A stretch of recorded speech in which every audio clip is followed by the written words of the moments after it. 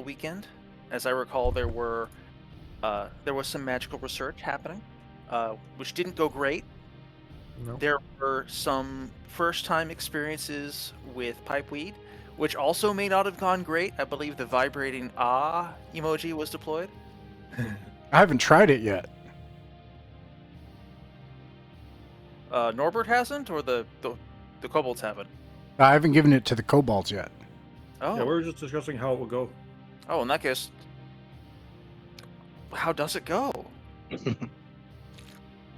Well, my headcanon for kobolds has always been that they're like dragons, and my headcanon for dragons has always been that they're like dinosaurs, which would imply, transitive property, that kobolds have those filter-like lungs that birds have, which would mean that it hits them really fast. And they've also got low body weight, so it would probably hit them really hard, too. So, yeah, I think that they would, like, go kind of, like, straight through mellow into kind of freaking out a little bit, and then slowly descend back into mellow.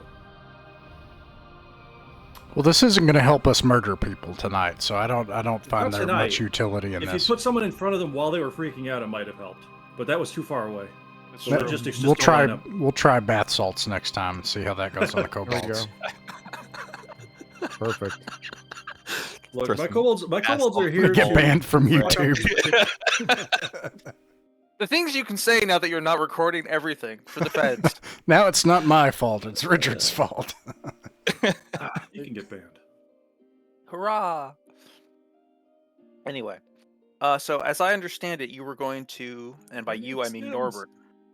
Yes, Norbert was going to rally a great army of meat shields to join him in dying hilariously in a dark hole in the ground on a rampage to purge the world of an unholy abomination in a feat both comedically violent and no holds barred, genuinely sincere martyrdom. That sound about right? Yeah, we're gonna move fast, y'all.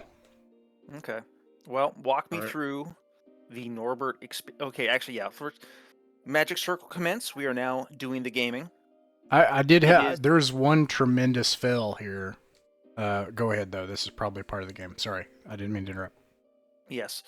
There was a few there were a few plates that started spinning over the course of the week with the intention of unspinning them over the course of the week, but time happened to all of us, and it turns out the plates are still spinning. It is the 6th day of the 5th month, which I believe by our calendar makes this still springtide? Checking the notes real quick.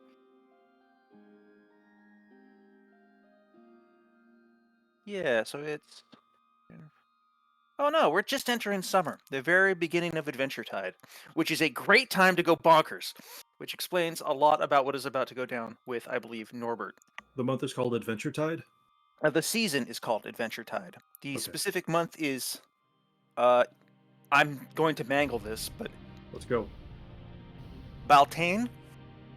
Baltaine? There's probably... It probably doesn't use the vowels the way I'm used to vowels being used, so I'm not going to trust. Sounds good. Okay. Anyway, this is the month of not May. Tell me about the religious fervor which overtakes our man Norbert, and how he attempts to share that with others. I don't think he is a religious. I don't think it's religious fervor. However, if we could hop out of character for a second, could someone please help me? Because I think calling and trying to do this is going to get a mess. Our mapper had to drop out just like 2 or 3 hours ago, so that's huge. We're going to die without that. Can someone please, as swiftly as possible, dedicate themselves to J-ing in the Discord and finding those maps and helping? If you can find the maps and at least repost them, then we can find our way. But I do not have them, so we will not make it without maps. I don't think we're gonna make it. Well, the path forward is not that deranged. Yeah, But you no, are it's only it's exactly possible. how deranged it is and isn't. It's Yeah, from it- who? Matt. From, if from it- Jay? Yeah, from J. It's J, and Yeah. I can't seem to get it to work in Dave J. Discord. White? J. Yeah, White? yeah, I think you're right. I think that's As right. Image. Give me a sec. Thank you. If you could just like just post every map you find, just blah blah blah blah blah. Okay, sorry. Okay, I'm We're going to post it in Otherworld Adventures. mission critical equipment here. Anyways, Right. Okay. no. Yeah. So Shit, are these the right ones? Hang on, Norbert simply says what he said before. He goes to the tavern when they're there preparing for the adventure. He mildly tells the crew. He says, you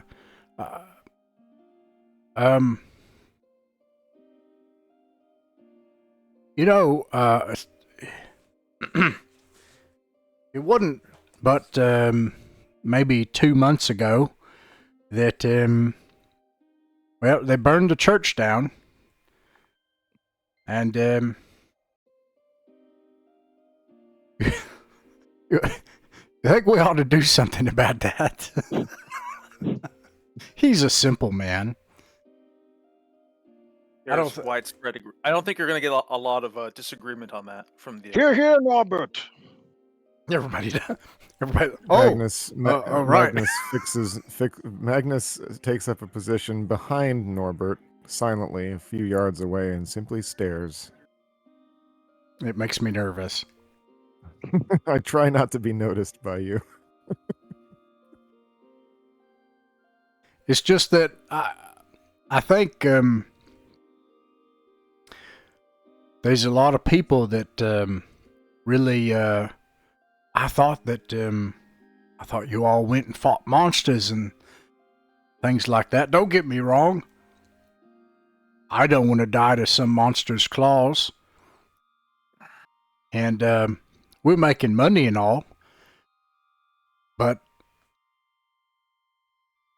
I thought that we were going to go and do something about that. A lot of people died that night.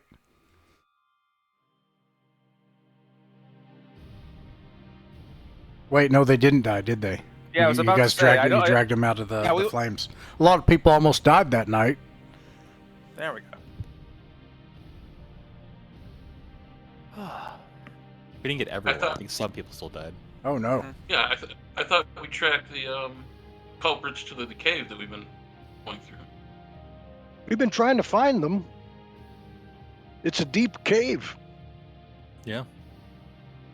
I've been posting kind of an avalanche of what I hope are the right maps, but I can't actually be sure of that.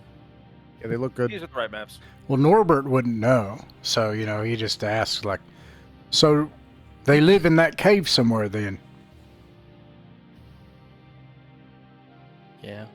We're Been beneath chipping our it. way towards it. All we know is that's the route they took to get to us, or at least that's the way they were tracked back. Is it possible more that's the route they took to get away from you? Well, that is all we know. We know that much. We're assuming it's where they came from. Then again, all roads lead to Rappan Athuk. What's on your mind, Norbert? Speak your mind. Well, it's just that, Ufkel, I think we ought to try and finish this. Why, it was just, it was a year ago now. I came here with my mum and my cousins. And, well, we have Father Bloombad and the others to thank for giving us a place where we can have the sprawling farm we have. Norbert has like a mud daub hovel with like, Good hovel. it's better than his neighbors though, I'll tell you that. But well, when the church burned down, it just seemed like we might lose it.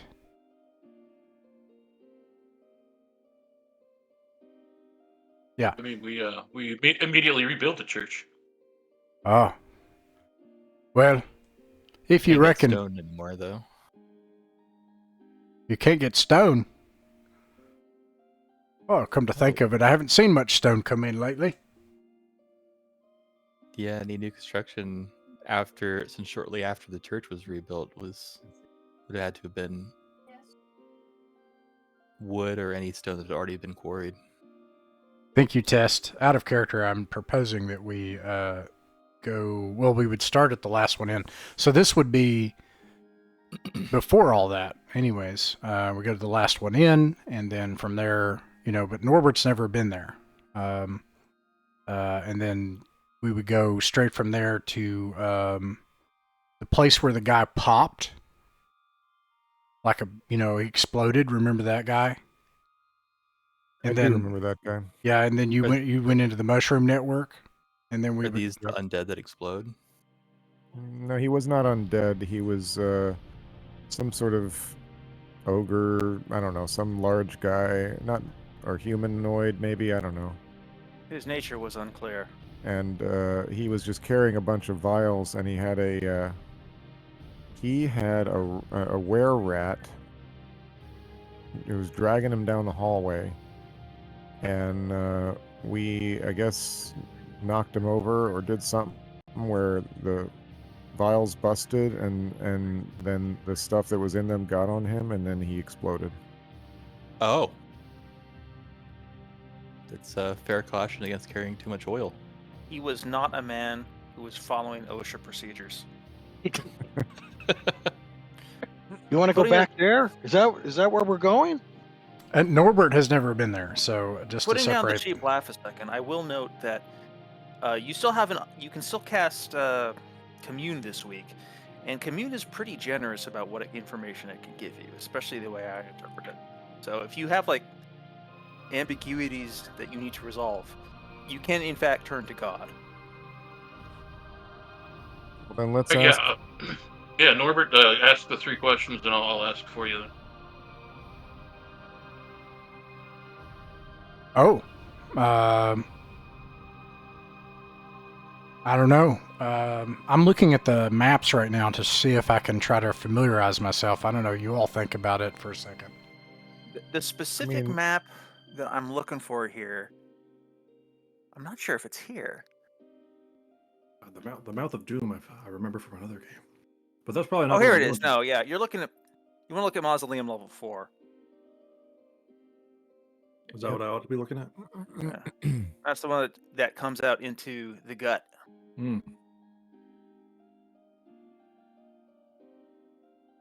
I remember this place where it says down to Mausoleum level 3.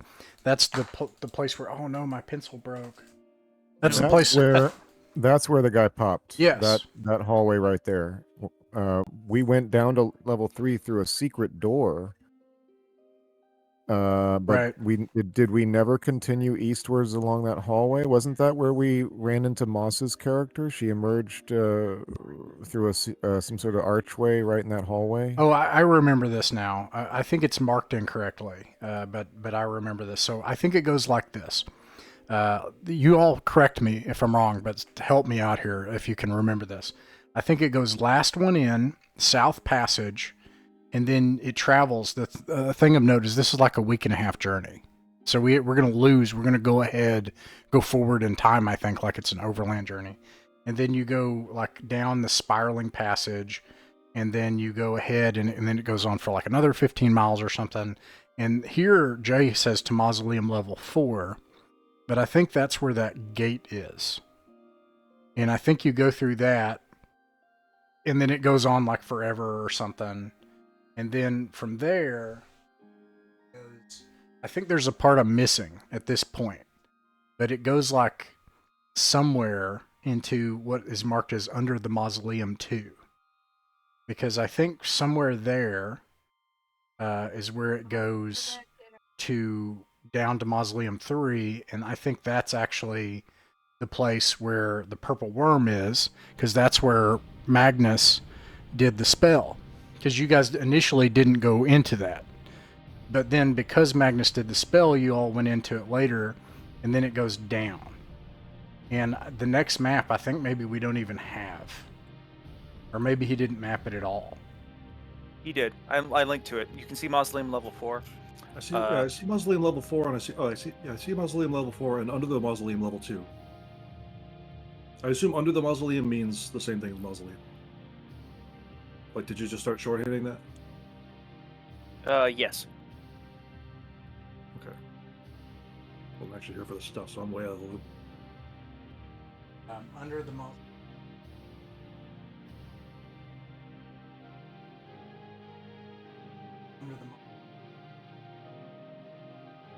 purple worm,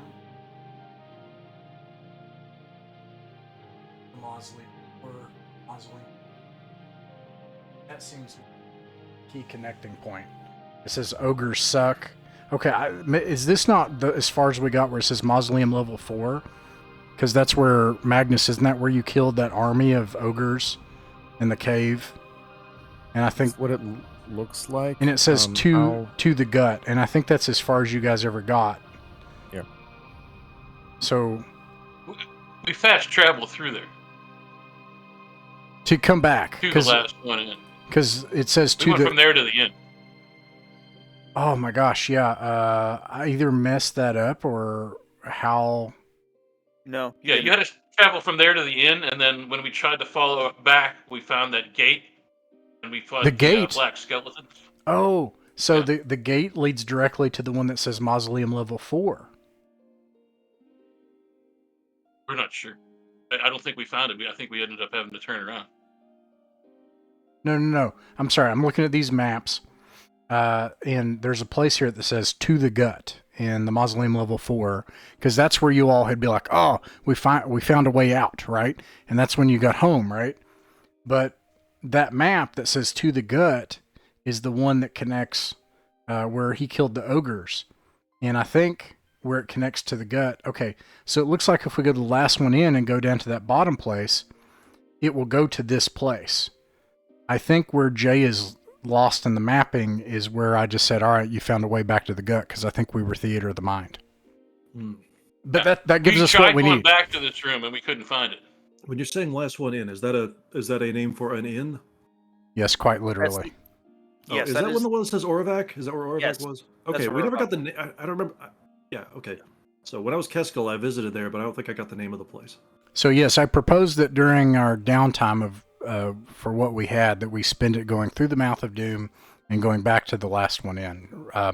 Norbert will not have known of these places, so in character, somebody else will have to propose it and get there. Out of character, that's my proposal. We're taking all the townsfolk with us. I just got distracted by a thing that says Staff of Power. Yeah, if we could figure that out. If somebody had dispel sure. magic, man. If somebody had dispel magic, that's a guess. You could find a brand new way to be killed by whatever is guarding that if you had dispel magic. Well, I That's see true, Purple too. Worm written right above Staff of Power, so I'm gonna, One's inside the other, but we're not sure which. So yes, I suggest we start the last one in and make our way there. And yes, take as many people that are as willing to adventure as our charisma allows. Which I think is another, 5 people, because 5 people perished and couldn't be resurrected or something? From the original number, because initially something like every that. single slot for charisma was given over initially when you guys tried this the first time, and then I think over time like 5 people have died or left, or like 3 people got scared off by Algar, and then like 1 person died or something. I was never at capacity. So, tell you what, here's how we'll spin it up. Whatever, you guys know how much capacity you guys have for NPC special retainers, and how much you have unused. With the exception of the kobolds, whose quirk is that they are 4 kobolds. Let me know how many unused slots you have, and then just write it down in the chat in text. And that is how many red shirts you can acquire for this one. Okay. Whoops. You know it is. Change that.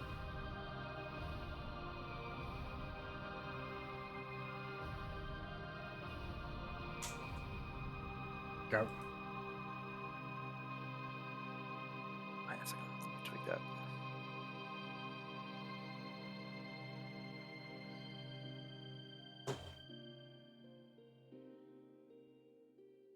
Yeah, 4. Huh. Hell?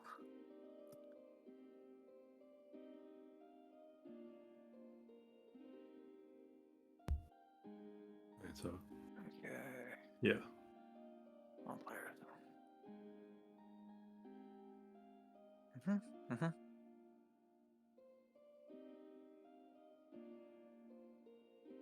Mythic Ross. Okay, quick check. I'm going to drop down a peasant token onto the Otherworld Rappan Athuk page in the middle of the torch flame. Who can move it? Because I'm trying to get it to let other people move it, and it's being fussy. So I'm trying to figure out what the deal is there. I cannot move it. Where is it? Assuming that Oh, It's this in one the- right I here? can move now. I can Yeah. move. Okay, cool. Just gonna start copy pasting that guy.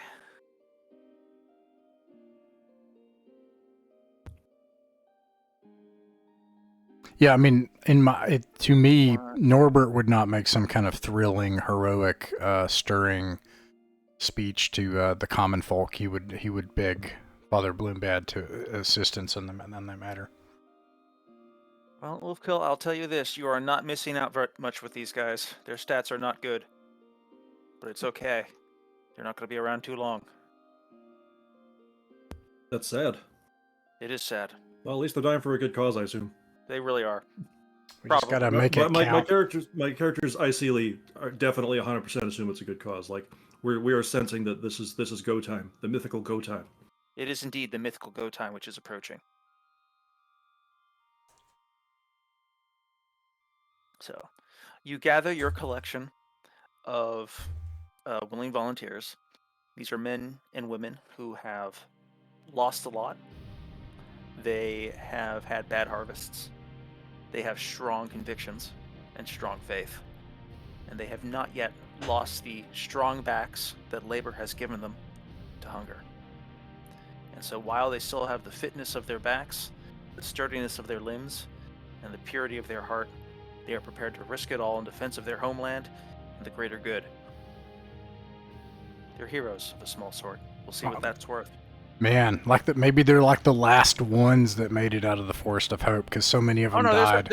There's a few more than them, but these are probably the least lucky of that lot. The ones who, for whatever reason, couldn't get the land to yield up its riches to them, couldn't find a spot that thrived for them. And they're in a situation now where they can tighten their belts and hope for one more day. When a man cannot have crops, he can still have faith. Yeah. These are people of solidity, of strength, but also not that much fighting power, so...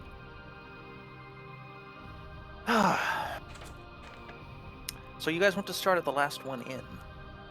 Do I understand that correctly? Yeah. All right. You lead your merry band of nitwits through the narrow corridors of the Mouth of Doom.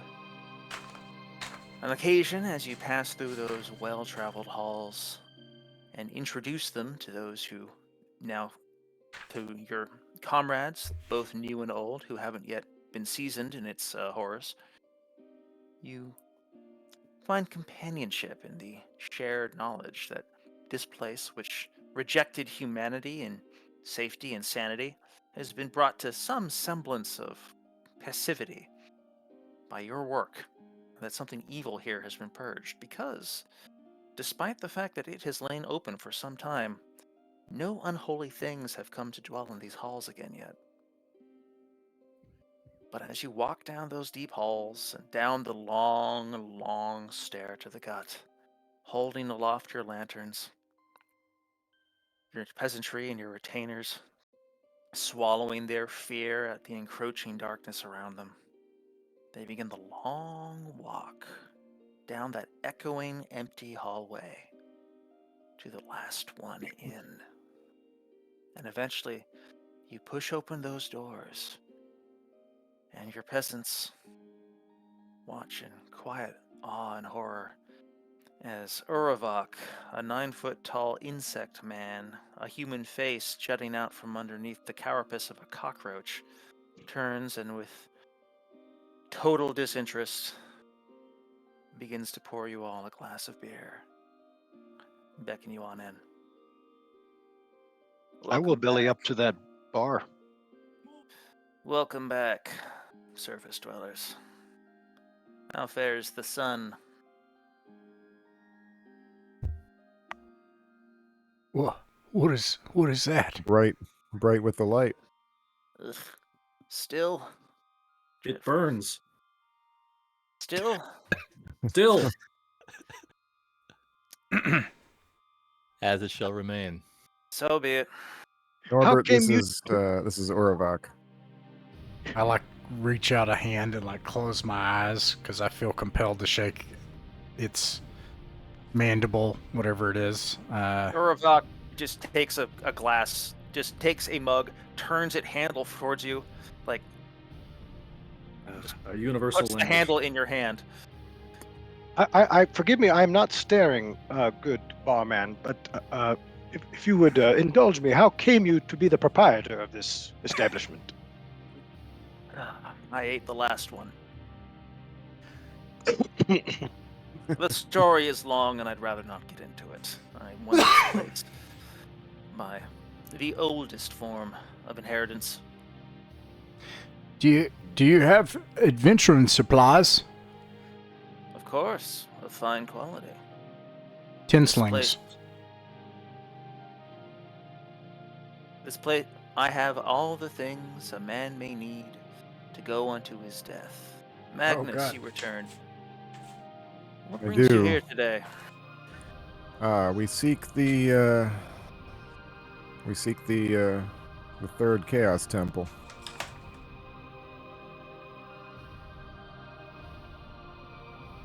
Can I interest you in loaning me money at generous interest rates? For what purpose? I'll figure that out after you die and don't come back to retrieve it.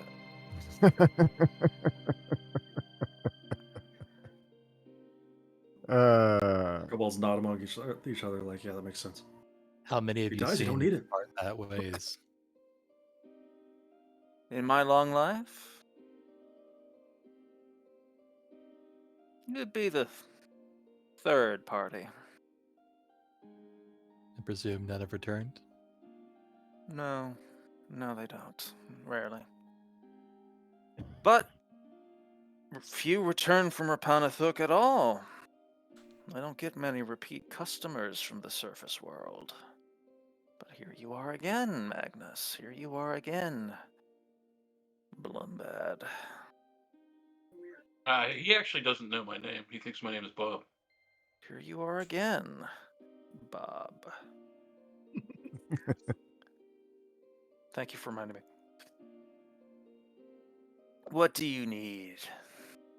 Food. I have the finest victuals. A proper feast awaits you. Come, I know your money's good. Allow me to present to you the finest roast duck. And he takes out like a big silver platter and lifts the lid. Where did he get the silver platter? Where did he get the lid? Don't ask these things. It's not your business. What's important is that he has a whole roast duck, fat and larger than any duck you've ever seen. A feast fit for a prince or a king. And here it is offered up, fresh and crisp and fried, to peasants who have never tasted anything more elaborate than fresh fruit or a spiced meat pie. I'm going to pass that to the peasants and ask him if he has a fine crab bisque. A fine crab bisque. I'm afraid I only have lobster from across the great water. Oh, I'll have to settle for that. I'm sure you'll be satisfied. Whatever the customer wants. I pride myself on satisfaction. Do you have cheddar biscuits to go with that, to dip? Huh. He goes on like that. I could do that forever, but we have things to do. So I'm going to spare us all for further scene chewing from me. As much fun as I'm having, I can feel myself getting carried away. So you guys acquire the stuff that you need. You can buy basic adventuring supplies from Uravok. I don't know where he gets them either, but he has them at high quality for a high price. Like you do pay extra here by a shocking margin, but you get what you pay for. So let me know what you need. Real quick, you guys. Things that we don't usually get that are standard adventuring supplies. Maybe these things wouldn't be available. It would make sense to me.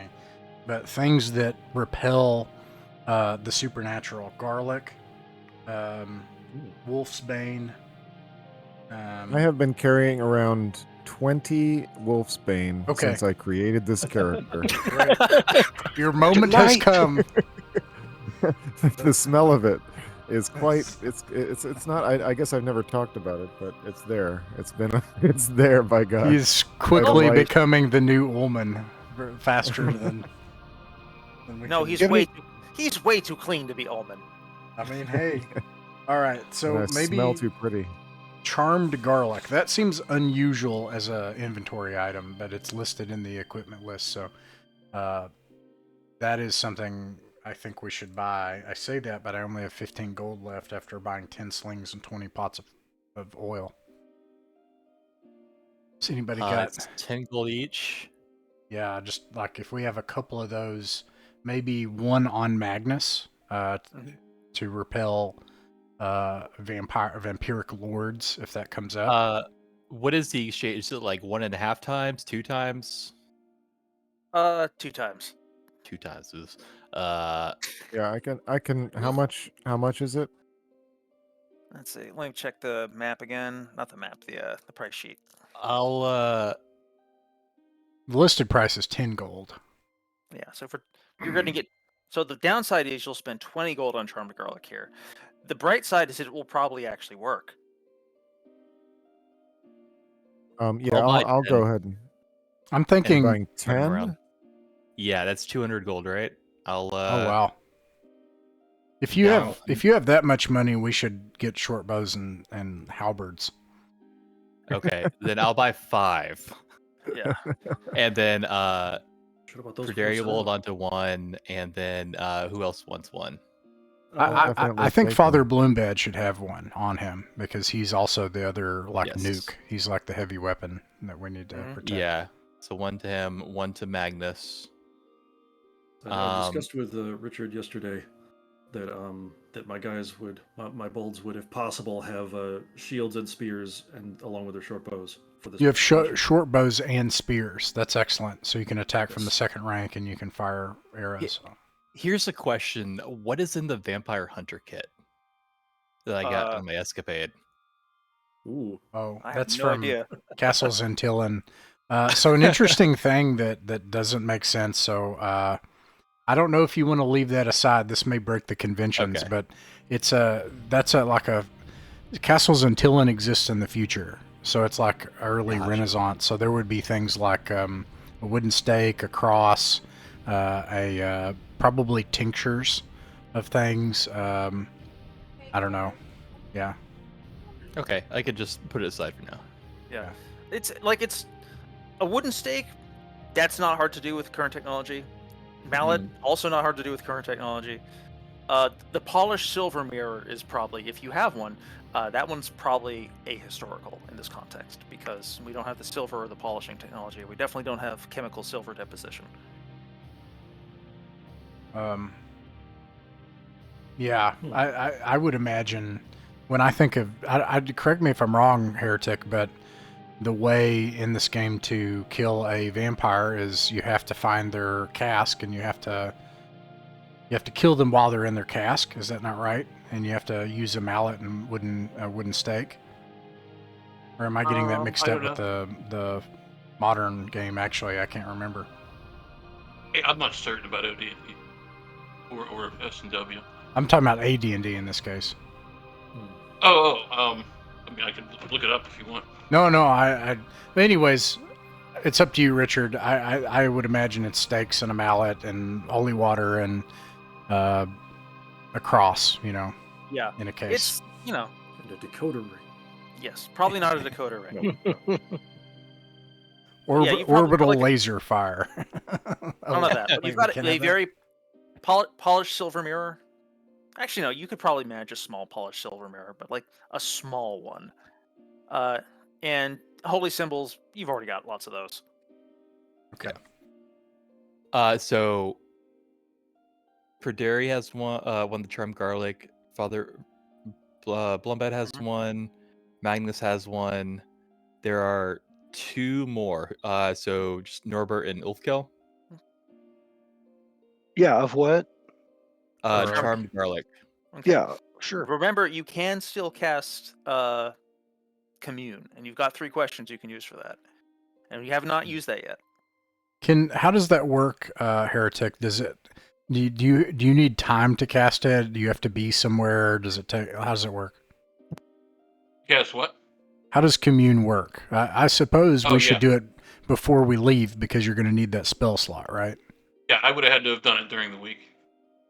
Okay. Okay. So we need to go ahead and do this. All right. Does anybody have any ideas for commune? Yes. Go What ahead. is the location of the third Chaos Temple? Yeah, actually, It's a good one. is it one of those things like Wish where it can be vague? Because maybe we need something more specific and utility. Could be what is the path to it?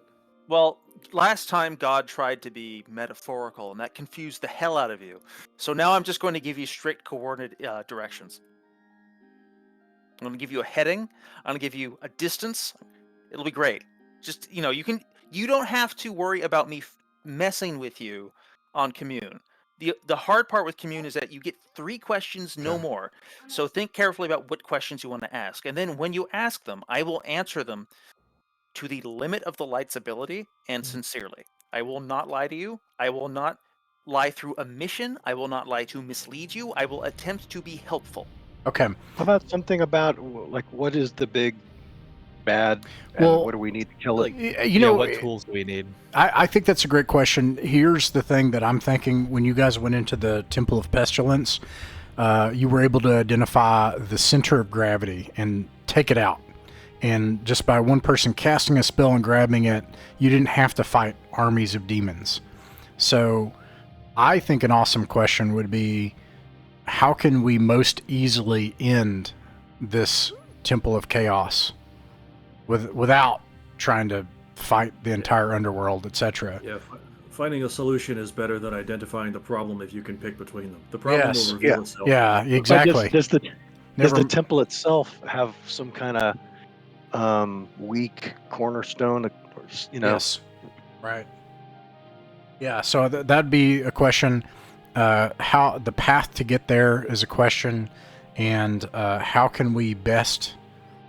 I'm torn between 2 things. How can we best protect ourselves or survive? Like what can we do to prepare? However we form that question the best. Alternately, Sox would come forward and say, "We need to desecrate their altars. We need to know how to do that. why do you say that? We just do." Huh. Oh, the kobolds say that? Yeah. What Yeah, are yeah. these kobolds up to? They've mostly just been kind of like whenever like as they talk about like food and stuff, they've just been kind of like nodding and agreeing and stuff about like, oh yeah, food, that's a great idea. But as this comes up, they finally like they mutter to each other about how as Magnus can kind of overhear muttering about how forward they ought to be about this, and then like they're kind of like hissing to each other about how like this is important enough that they need to, and saying that we have to find their altars and desecrate them. Don't ask how I know. Do you share that with everybody, Magnus?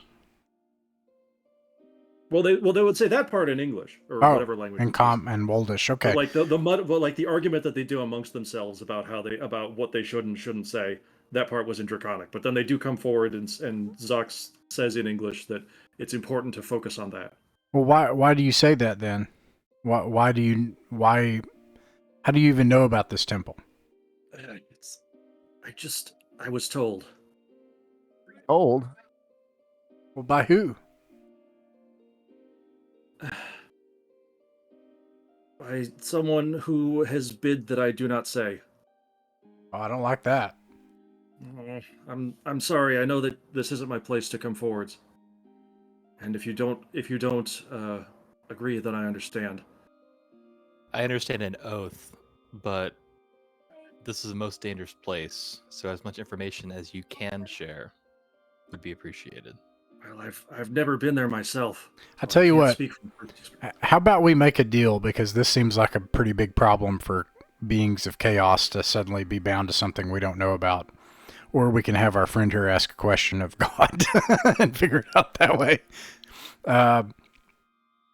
What if, like, we accept your help and we go together, but then you take an oath that when you go back to your master, you bring something or someone with you so that we can talk to them? They look a little confused at that. They're like, they talk to one another a little. They kind of like talk to another. Oh, hang on a second. Okay. They agree on the condition that we are alive. What? If we all die, then we can't promise to have arrangements in place. Oh, well, that seems... Yes, a fair deal. Yes. Anyways, does that sound okay to you all? Like, you know, I'm not going to be playing, but I assume you're going to want to follow up on whatever being is controlling these kobolds. Presumably their bodies will absorb arrows as efficiently as Flanagan's. Well, Probably not that efficiently. Flanagan Yeah, was we're a little especially small. good at it. Well, you stand on each other's shoulders and you put on a big cloak. That sounds inefficient.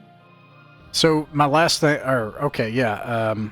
the last alternate question, instead of how best to protect ourselves, would be, is there something we don't know about this where this entire thing is a terrible idea? Like attacking the Temple of Chaos is actually going to create... it's going to, like, we're going to free some demon, or something's going to happen. I don't know how to phrase that question, but does that make sense? The question should be framed something like, what is the best way to take out this temple of evil without repercussions on ourselves and our home? Yeah. Yes, Yeah, it I seems like clear that. if you have access to this information, then finding solutions is better than revealing problems. Yeah. Heretic, what do you think? Yeah, or however you want to phrase it. I mean, Okay. AJ, what do you think before we fire it off? So we got 3 questions there. I think the spirit of the question. I'm sorry. Yeah, No. you're good. Go ahead. Oh, I was just going to say that I don't. I think it's the spirit of the question that matters. I don't think it's like talking to a sphinx where it's going to try to pull a fast one Right. based on your exact wording. You know, this is the light, and it wants Correct. to benevolent. It wants to help. Yeah. It is kind of impatient. It does have a lot going on, but it is not going to mess with you. Yeah. I'd say we need to be sure that any qualifiers we add do not muddy what results can be given. Like what? If it's Like, good faith or limitless, you wouldn't have to ask the question. Well, like the question of like, what can we do? So, or like, what way can we do this so as to not bring repercussions back? Like, that last bit might change the answer so that it's unusable, type thing. Because there might not be anything we can do that would have any repercussions. Because repercussions would happen no matter. There's like a broad question here and a small question, and I see what you're saying, and I'm thinking we ought to pick, because it's one question. And the big question is this going to create a worse problem? Is this doing something we don't understand? Mm-hmm. The smaller question is, how can we do this in the best way? So which one should we... Oh, go ahead. Yeah, how can we bring the greatest destruction upon chaos and its temple? The light is going to say the light is going to say something like beauty or love or some nonsense like that. I'm under the forgiveness, some kind of nonsense. To the face that Richard's making. I don't think that's true. It's not actually true. The light is like bring. Are you sure? Because he was the GM. I'm just saying that's not how destruction is generally wreaked. That's Like I'm not saying those aren't good things, but they don't wreak destruction on your we're enemies. That's all. that's true. Well, I'm depends on how assuming many the layers of light is going to be preparation we're discussing. pedantic, right? Like Let's Only as far as remember I that Joan of Arc had specific strategic and tactical information that she acted on. So Yeah. Okay, they so- won battles and stuff. So like we can. yeah. There's a precedent, sort of. Okay. So the first question is, I'm lost my place now. So the first question is, the path What is there. the location? Oh, Path the path there. to the We want like that Skyrim spell that like show me the path. clairvoyance. Clairvoyance. What a thing. And the second one is, how do we like undo the temple's power without, in the easiest way possible? Like, never mind what's there. Easiest way. And the third thing is Target their altars with your burning light. altars. Okay. Well, that's how we got rid of the last one. Actually, it was the altar. Ooh, So good knowledge. the third question is, okay, someone put it really well. What were you saying, John? You'd reformed the question really well. I lost my place. You were saying, where's AJ? Or it was like, The last way I put it. yeah, it was like, how do we? Well, what we want is to know the definite way to bring down the Temple of Chaos with the least amount of fallout back on our home, and that way we're asking for a definite chink in the armor of chaos. So that should be the I mean, it should give us that in the second question. I feel like I should. I think. So, anyways, the third question would be, somebody put it really well, and I lost it there. It was Was it either you, AJ? yeah, We're and writing this stuff down. I'm Sorry, sorry. what was it? Yeah, and the bigger one, the thing is, should we even attack this temple, or is it going to cause a bigger problem? Or on the smaller scale would be, how do we protect ourselves? How do we do this in a way that, like, what do we need? Like, We've come too What- far. Turn back now. so could we be able to combine that? Like, what? Like, say the question is like, what? Actually, that's the what is bigger the question's will- less fun. So let's just go with the fun one, which will be, Yeah. the fun question would be, how do we prepare? Like, what do we need? Does garlic even matter? That kind of thing. All right, there we There go. might be a way to phrase it of like, like Right. Are we writing these what- down? What I are wrote these them down. Yeah. like Oh, what okay. would the way the light would will us attack this or something like that would kind of maybe combine two of those into a singular answer. Well, but It's Norbert kind maybe doesn't want what the light wants. Yeah. Because maybe the light wants us to, like, I don't What know. is the what's the most expeditious way to strike a blow that will topple this Temple of Chaos? That's the second question, and I agree. Okay. Yeah. All right, I think we're ready. So I think it's All right. what is the path there? Reveal the clear path there. The second one is, how do we undo the temple's power in the easiest way? Like, and then the third thing is, how do we prepare and protect ourselves?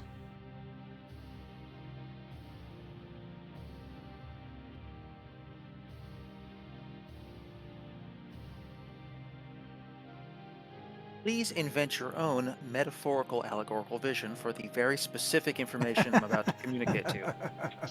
To get to the temple, what you want to do is take the gut path along the southerly route until you reach the location on the fourth floor of the mausoleum that you previously mapped. From there, head south. Once you'll pass through a couple areas, and then you'll be able to double back to another area, which will be constructed. Follow that. When you get back to the dungeon, go south through the caverns and look for a path that will lead you back from the caverns to constructed hallways. That will lead you to your destination. To undo the temple's power, you must... Let me double check this. I want to make sure I do not give you wrong advice, or more importantly, I don't give myself wrong advice.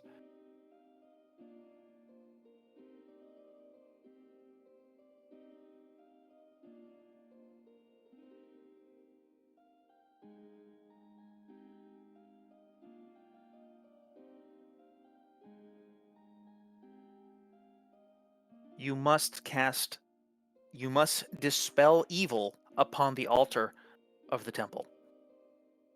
There are other ways you can do it, but if you want to do it fast in a hurry, smack that thing with my divine power and get out of there. Uh-oh. I don't have Dispel Evil. Yeah, you do. 5th level cleric spell. Oh, is it? Yeah. It just, Wombat usually keeps the Okay. big gun queued up instead.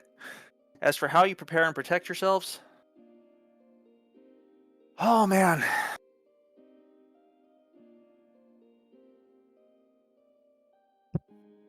Oh, what if we made a deal with it? Just one of us. Well, I see the light's not going to be down with that. But Norbert might. Just long enough to distract for his friends. Out of character. To prepare and protect yourselves, move with stealth, show no mercy, wear evil spirits.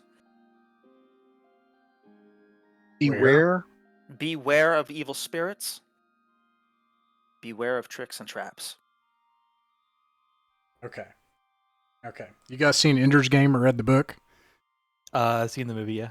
Okay, the last Read the thing. All right, so we're just gonna swarm around Father Bloombad and just get him to the altar. That is the goal, and we're gonna find traps, dispel evil, detect magic. A lot of the offensive stuff is not gonna be what matters because we're not gonna be trying to kill things. We're gonna be trying to survive things and get to that altar and get out. In regards to spirits, would holy water be effectual? Let's buy a gallon of holy water. Since these are answers we would have had before we left. Yeah, you can get the holy water upstairs because I'm going to tell you straight up, Urvok does not want to sell It you. doesn't holy sound water. like his thing. He's got some in the back, but he's going to charge you an arm and leg because he has to get it with tongs. He has to. It's like in multiple layers of storage. Probably smells real bad to him. It's awful. He hates it. But yeah, you can go ham on the holy water for this. Father Bloombad, is there a way that you can conceal or disguise yourself? You are the mission critical equipment. If you fall, this whole thing fails. What are our other Take ideas? my armor off and dress like a farmer or something? Yeah, I don't know.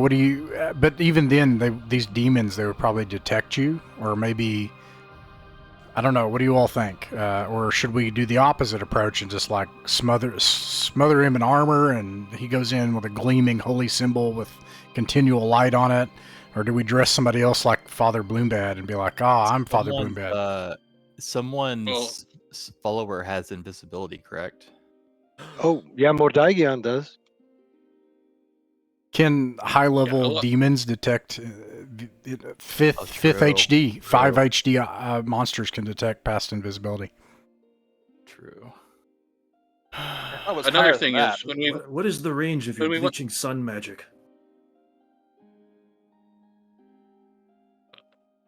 Well, that's the thing. The last time we went near this place, my holy symbol stopped shedding light. Oh wow. Okay, we have torches. Richard, so the map I just posted in Otherworld Adventures. Hold on. What is this about 5 HD? The description of invisibility doesn't say anything about that. It's in a different place in the book. It's in OD&D 5 HD monsters like dragons and. You're thinking of 11 hit dice. The threshold it gives is 11 hit dice monsters. Powerful magical monsters or monsters with more than 11 hit dice will usually be able to see invisible creatures normally. So the question is an evil spirit a powerful magical monster? Yes, it is. Well, maybe the key is just to get Father Bloombag close enough, and we cast invisibility on him. Somebody else has any of the symbols and stuff or you just conceal it for now. And we use torches and we use lanterns. Well, hold on, because there's also another thing, which is, I mean, Bloombad, you've got,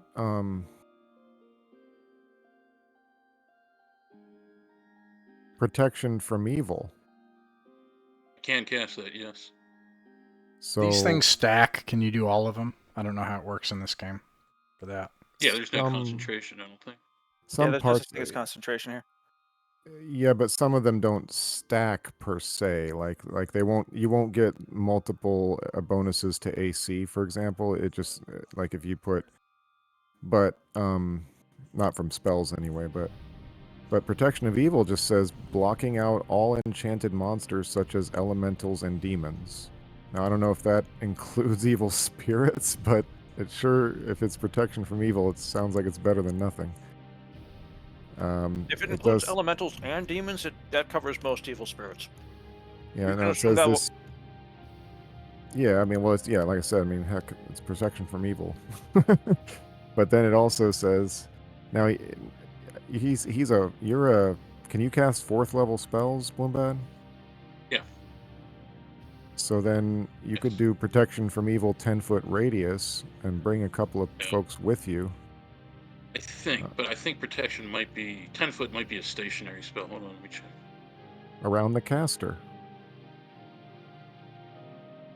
And we don't have time to prepare scrolls, right?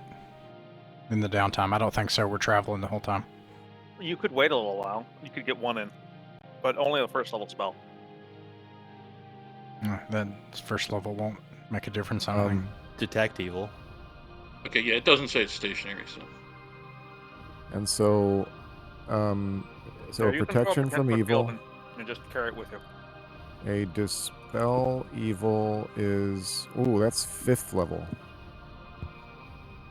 So, Oh. Rob, I can only cast one of them. Okay, so, Okay, so that that's means- that's the football, okay. And then next to that, we're gonna have detecting traps, protection from evil, and detect traps, protection Dispel from evil? evil. Dispel evil is going to Okay. be the football. That's the 5th You wanted to level put. spell. You were thinking of putting invisibility on him. Invisibility is going to come from somebody else. We'll have that ready. I will Magnus. say one important thing: if someone is invisible, even if the enemy knows approximately where they are, they can't target them with spells. Oh Like, you yeah, can't. that's right. Yeah, so that Unless means they you're- can't just say, "Finger of Death," That's right. And then magic missile. Magnus, I'm thinking that you're going to need fly. You're going to need web. You're going to need, but offensive spells are going to matter less. I think. Well, possibly, yeah. However, so web, sure. I also have phantasmal force. Could come in handy. Phantasmal Force. I also want to Um, propose sleep. Hear me out, because evil humans. Wait, no. After 4 HD, it doesn't matter. So never mind. We have assistants that can cast sleep. Okay. All right. So I feel as far as 1st level spells, like maybe read languages and Sure. detect magic, and Detect- then 2 magic missiles. Okay. Listen, yes. my magic missiles Let's do go. 3d4 plus 3. Everybody else has all the equipment they need, weapons and stuff. Everybody's got everything they need. Are we good? Are we anticipating many things that are charmable down here with a simple charm person? That would be handy to use on lower level people, and then getting them back and getting their information. Like if we could get one acolyte, we could get the information. So charm person would That's be fair. nice. Because it's really like more as between charm person and light for her 1st level spells. So Yeah, I like. Yeah, charm person. Yeah, 2 charm persons and a light. I would say skip the light, frankly. I mean, unless you want to Okay. use it as like an emergency flashbang or something. And Yeah, I might keep one that's- flashbang. for you not. Bordagion has 3. He's got Charm Person, Hold Portal, and Invisibility. Do you want one of each, or should he take 2 Invisibility? Invisibility is a 2nd level spell, so I doubt he can carry that many of them. It's also his only 2nd level spell, so yeah, and like I assume now- he loaded for Bear on that one. it's going to be crucial for you guys to quickly. And this is what I propose. when magic gets called out in the combat procedure, let's start with Magnus and Father Bloombad. Every single time you'll say no spell this time and keep moving. And it's going to start with Magnus and Father Bloombad every single time because they're gonna pick the big one, right? That's gonna, like, we'll make a plan together and call out what magic you can affect the plan with, and then it's gonna start with you guys. And then you guys that have these hirelings that have spells, be prepared to follow up with small spells like, hey, I can control that area with web, or hey, those guys might actually be small enough I could cast sleep. Like, call it out, when we're making the plan and calling out magic. Does that make sense? Otherwise, it's going to get gummed up real fast. It's going to be real slow. Okay? Okay. All right. The rest of it should fall in place. It's going to be us basically creating this guard going down to protect Magnus and Father Bloombad. So, I'm ready. All right. Are you all prepared to begin your journey to Rappan Athuk through the lightless depths of the gut? I posted my spells for my guys. Oh yeah. Fuck yeah. Yes. I propose also that I use Phantasmal Force to create decoys of somebody else trying to approach the altar from another angle, whatever it is that we have to dispel. And because it's believable until it's touched. Yeah. And Can it so make it can multiple draw. creature appearances or just a single? That'll be up to Richard, but it says the spell creates an illusion that seems realistic to all who view it. We'll have to make a plan when we get there. It may be Yeah. possible that the altar's not even guarded, and then we'll make the diversion be somewhere else, but a diversion is great. Yeah, let's do it. How Okay. far are we in character from this? 4 days march underground. All right. Too early to start getting hype.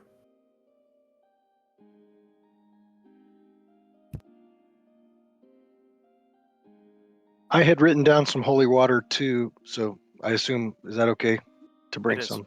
Okay.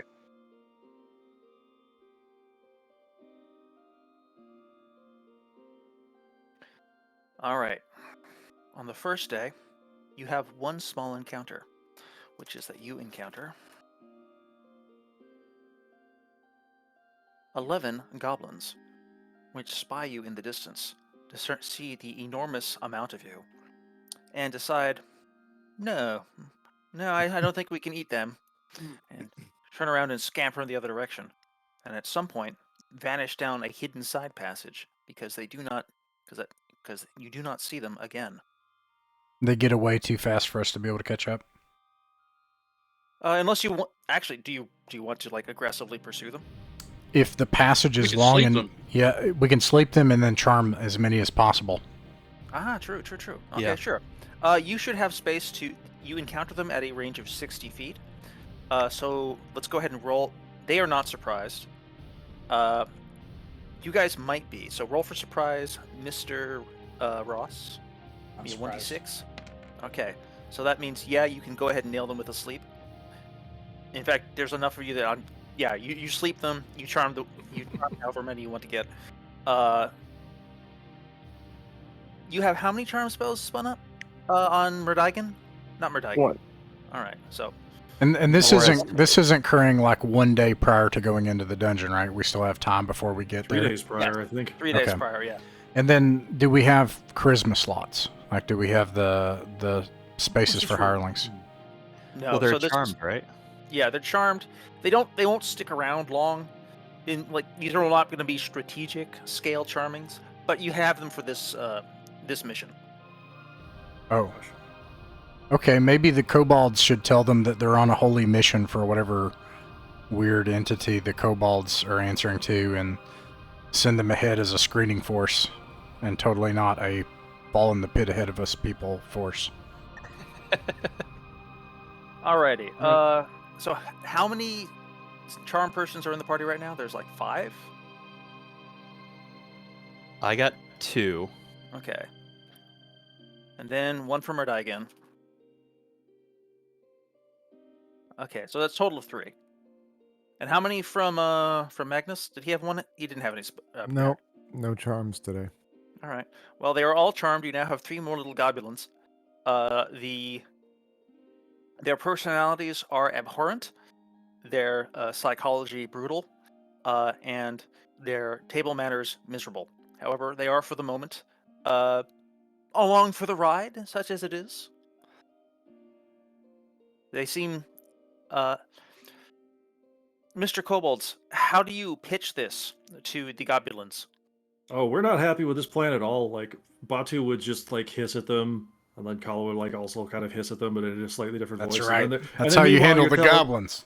Then meanwhile you're telling them like, oh, you kind of speak their language, and it's like, okay. Then they once again remember that nobody else here speaks Goblin, so yes, they do pitch them on their holy quest in a language you don't speak. Okay.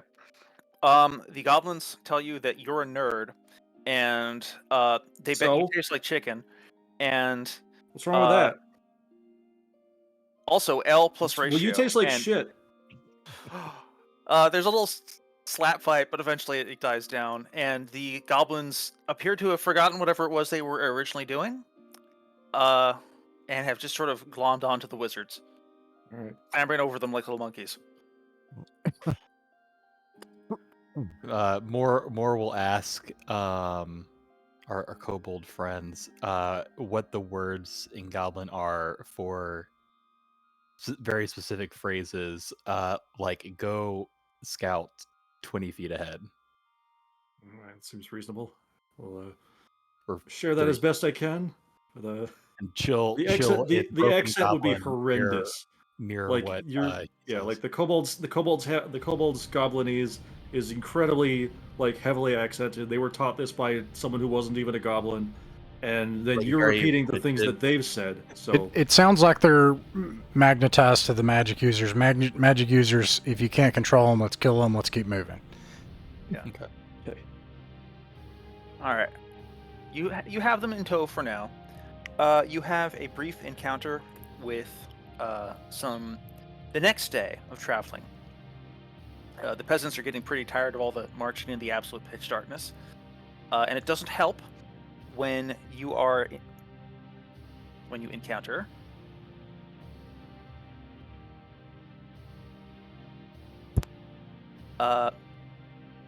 standing still in the middle of the path is a dead man sitting upon a dead horse, slowly grinding itself to dust against the wall of the tunnel. They appear to be both have been necromantically reanimated and are trapped in some sort of fail state, waiting to be nudged out of it by an encounter with, something more sapient. horrifying. Father Bloombed, maybe you can just like make this thing go away. Yeah, can I just turn? Yeah, sure. Do you project your holy power against it? Well, maybe I shouldn't. Maybe something might detect it if I do that. That's It's possible. close. It might But give you away. You're still several miles away from the. Yeah, the but they actual- might detect a discharge of good or something. Yeah. Good point. Could we simply sneak past? Yeah, let's see if we can surround it, and if it looks like we can get past without it causing a problem, great. But have your weapons out. You guys are able to sneak past the undead thing, which continues its task of steadily grinding itself to dust against the wall, and you proceed onward. You eventually reach a location which is familiar to Magnus and to Blumpad, which is a big cavern, overgrown with tremendous blooms of fungal life, much more varied and colorful and lively than the fungal life which you've been dealing with in the Grand Cavern. And from there, it's only a short trip down a sloped passage, and then farther down to leave the fungal blooms behind you. Once there were tremendous terrors here, and perhaps one day there will be again. But for now, you can pass on in peace.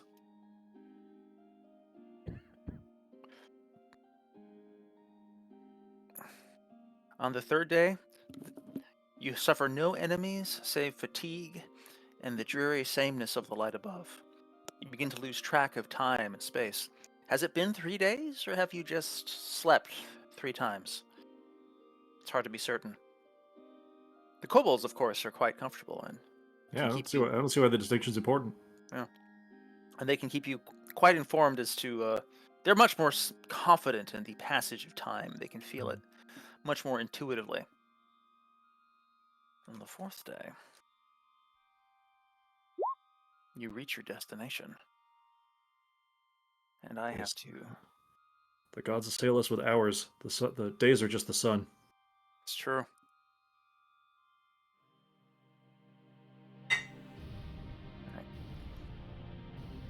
Focus ping. So you guys are here.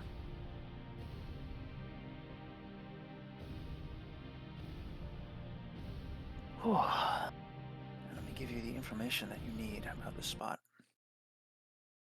It has been some time since you've been here.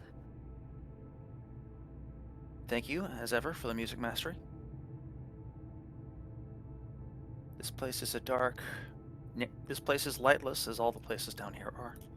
There's residue of long, distant, a long time ago, several enormous abhuman creatures dwelled here. Before being struck down by each other's clubs and the violence of their own madness, thanks to Magnus's manipulations.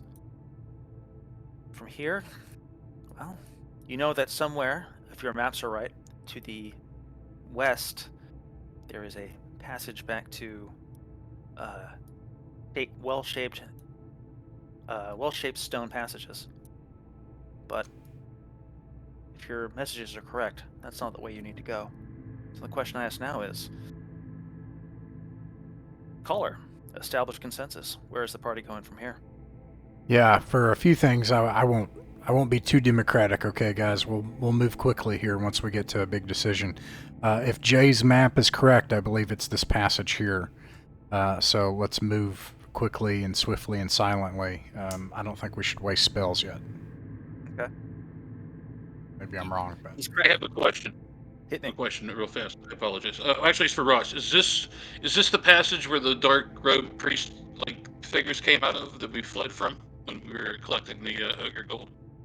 Norbert wasn't here, but my player memory is about the same as my referee memory, so I don't know if I'm allowed to answer that. Like I as I recall, I think you're right. That's what I remember. And I'm looking at Jay's map here, and it says humans ×3. So I think this is where they came. And if I'm looking at Jay's map, it looks like it's this path to our southeast. Is that what you were asking, Heretic? With the three? Yeah. Okay. I just want to make sure. Yeah. All right. Well, then Father Blumbad kind of recognizes this. Oh, I see. we'll continue following this path then for now, right here. Okay. Do you have the kobold scout ahead or anything of the sort? That is Sure. a I mean, really good they're okay idea with because that. you all have infravision. Yeah, you should stay ahead. We should have maybe torches because they do 30 feet. I need You both got that many hands. torches? Does somebody have? We'll just have some of the peasants that came with us. Yeah. Yeah. You still have those stones that are just always alight? Or are you saying those are too bright? Yeah, they cast 120 feet of light, I believe. Oh, okay. So if we do torches, alternately, we could use a lantern. No, we need to see too. Let's do a Yeah, lantern, you gotta be able to see her. and Is then Gold Spear. with the lantern, let's conceal Gold Spear and conceal the continual light. Let's do the lantern. It should be bullseye, right? So you should be able to turn it off if you need to. Am I crazy? Bullseye lantern. That tracks with what I know of Magnus's lantern. He's got a continual flame. He's got a hooded lantern with a continual flame at the center. It's a good idea. Okay, and then let's conceal the rest. Kobolds, go ahead just to the edge of our light. That way you don't lose us in a combat. And you'll see out, I believe, another 60 feet with infravision. Yes. Oh, it's also possible that the tunnel is so twisting that the distance isn't actually what is achieved. But we'll stay at like the edge of it so we never lose sight of you, and we'll be a little farther ahead to spot things that might be able to ambush you otherwise. I don't have my grid paper. Ufkel, are you mapping this area? This is unexplored. Oh, Is anybody else backing up mapping? You get free 100 XP if you map, and we need mappers, and I don't have my grid paper. I could give it a shot. Grid paper either. Let me open up my drawing tablet real quick. Maybe one more person. Can anybody else do it? Heretic, AJ, somebody? Magnus, I know you got a bunch of stuff. I can't do it. I can't do I it. am- Sorry. It's okay. I would say I'm very unskilled in this. I can try to keep notes, but Notes I are can do a note- backup. Notes are that's what I'm saying. Maybe if 3 people could do it, it'd be great. That's something we've done in the past. It's a good Take deal. notes. That should be sufficient for now. Yes. so Okay. we're going the middle tunnel in the south, or the farther right tunnel in the south. Yeah. Okay. Okay.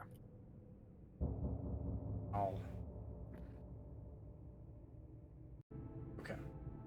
This is where the humans were noted. And looks like this is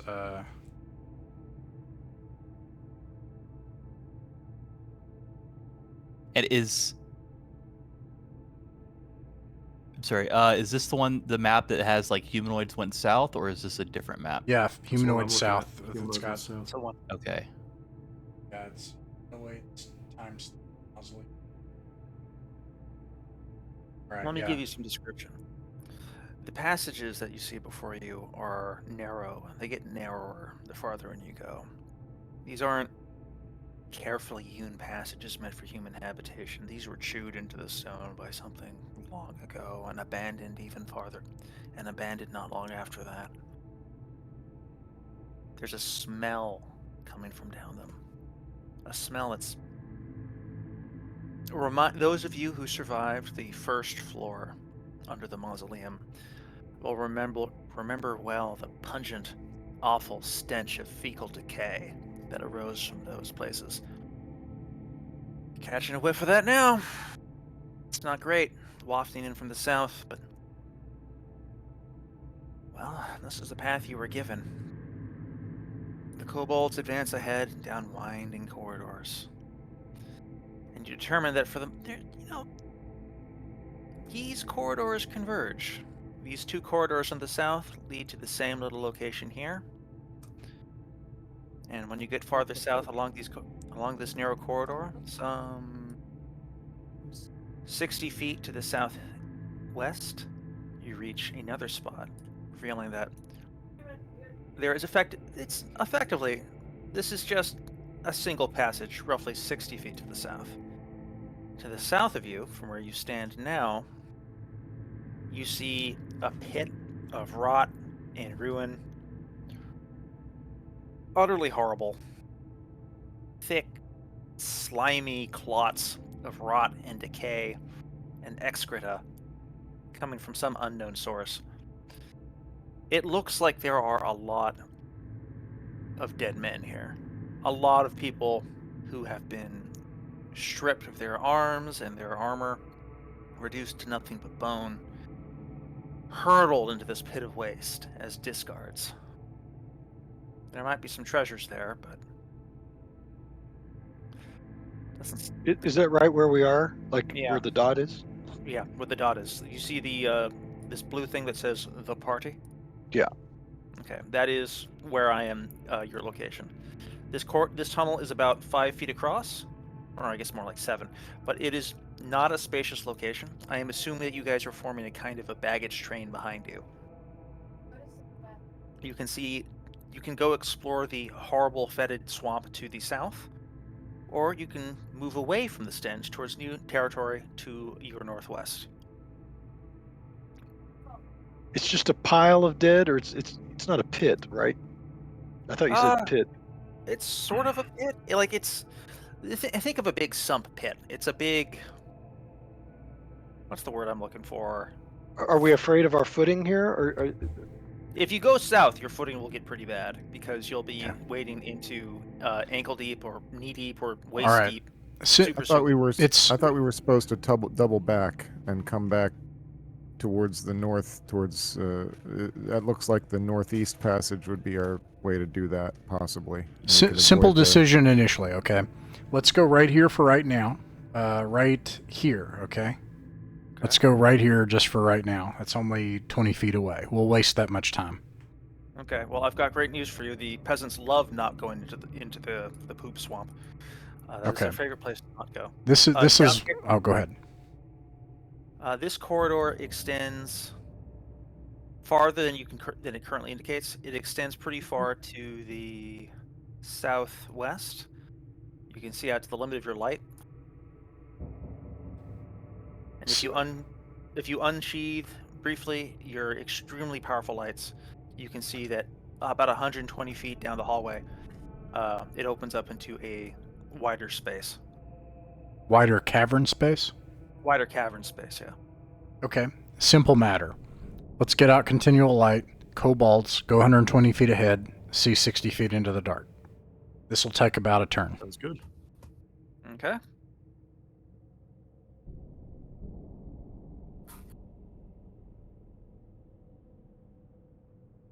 So, kobold sight.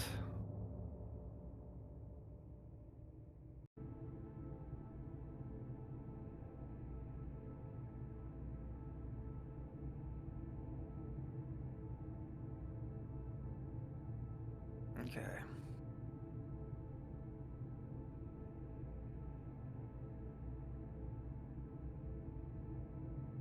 One moment.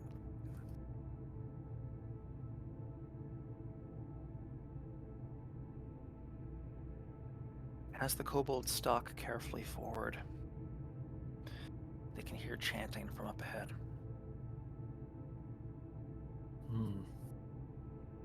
It's a language it's a language which they don't know well, but which resonates with something in their gut.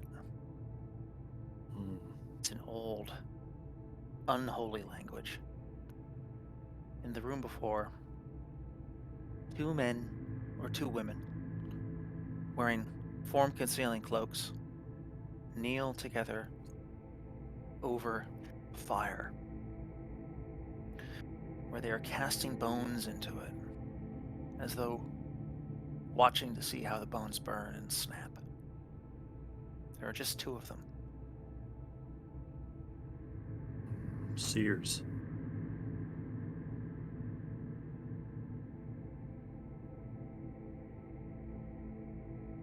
Do they seem to be just fascinated by the sight of the bones, or do I think that they are performing a ritual to see the future?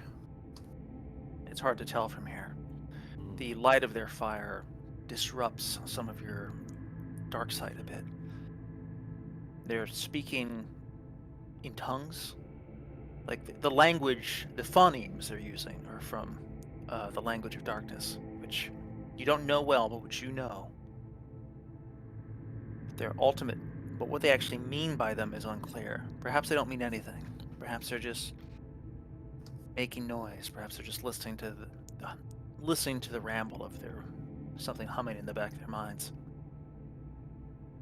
You can see them now that you're watching them a little more closely. You can see that they are armed, and on their hips they have sturdy maces of old rusted iron, and at their sides they have old shields of sturdy oak. They share a brazier between them, where they burn corpses and watch the smoke rise and sully the air. I'd have to choke on that. What sort of corpses are they? Do you think can I recognize that from here? Yes. They're human finger bones.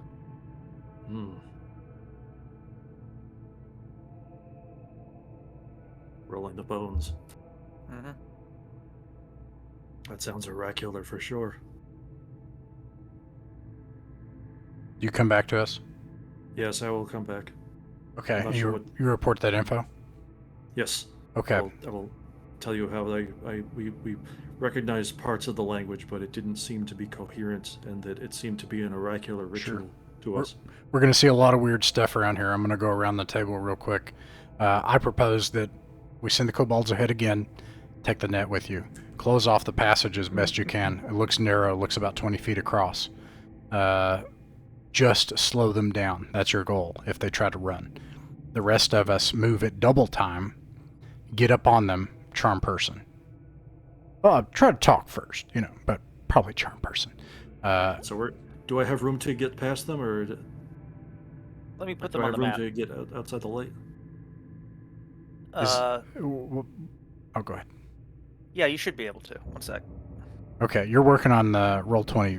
Yeah, I'm doing roll 20. Oh, okay. Yeah, I'm doing okay. some roll 20 nonsense. I was looking at the wrong part of the map. Okay, cool. Perderi, does that sound okay? What do you think? You can.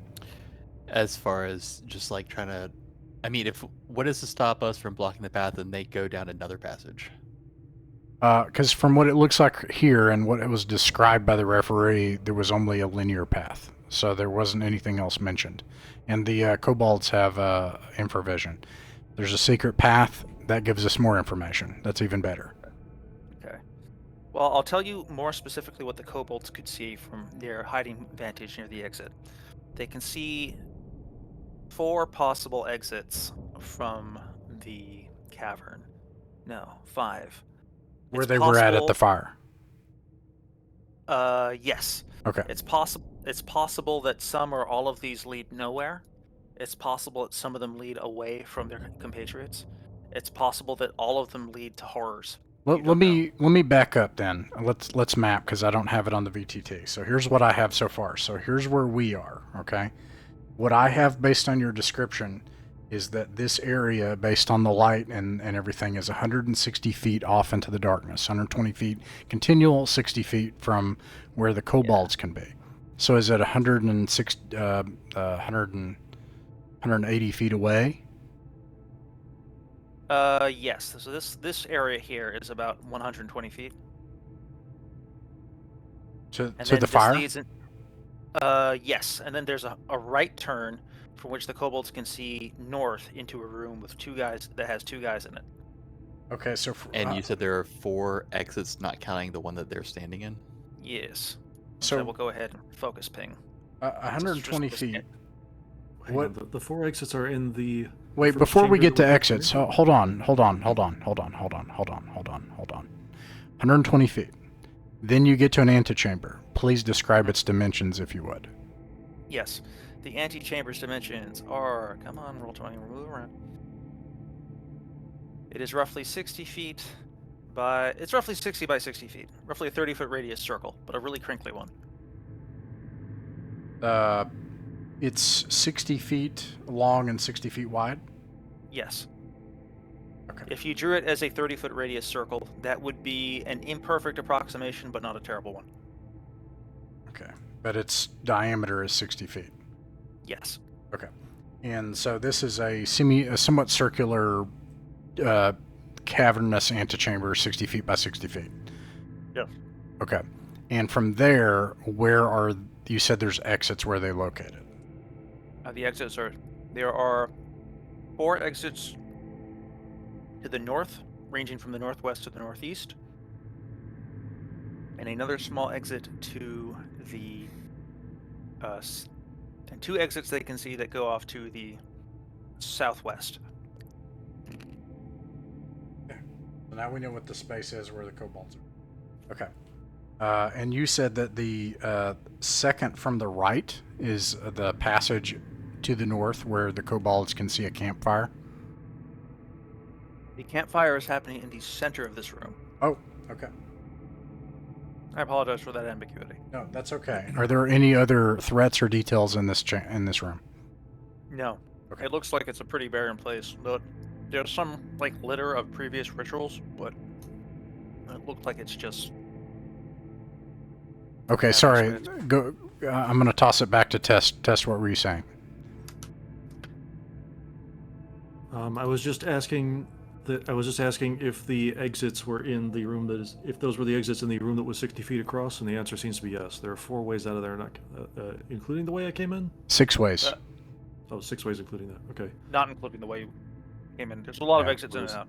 Okay, so there's no chance of blocking off the exit because we have no idea which one they would retreat down. Yeah, actually, I'll just focus ping here. You should be able to see the area Mhm. thanks to the party. Okay. All right. No problem. Trying to stop them is still a good plan. What do you think about that, Perdurian? What were you going to say before? That was just my concern is if they throw down the nets and then they're using the nets to block the passage and then We're just trying to slow them down, right? Like do something to trip them, stop them, anything to keep them from fleeing. If they flee, well, we follow them, right? Because we can't let them give out information. The ideal here, and I don't see any better solution, tell me if I'm wrong, is to capture them. But if we fail to capture them, we have to follow them.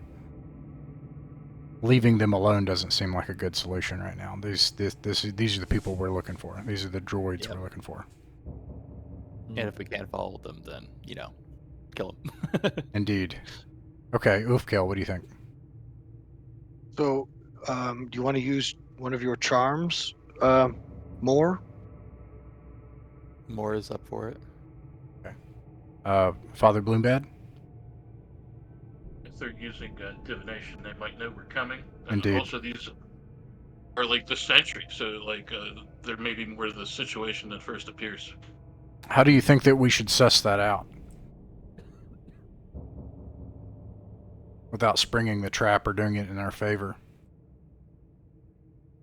We don't have any thieves, Yeah, we don't have we any have thieves. so we can't attempt to backstab them, Yeah, we have 4 murderous kobolds that can see in the dark. That's pretty good. We've got those cards to play.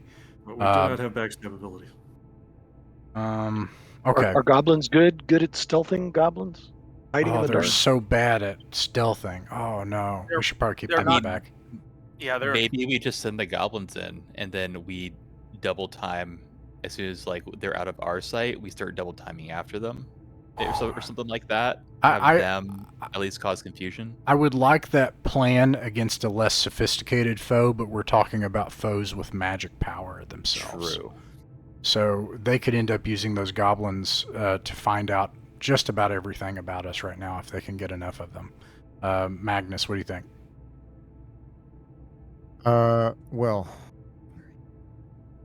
I think sleep.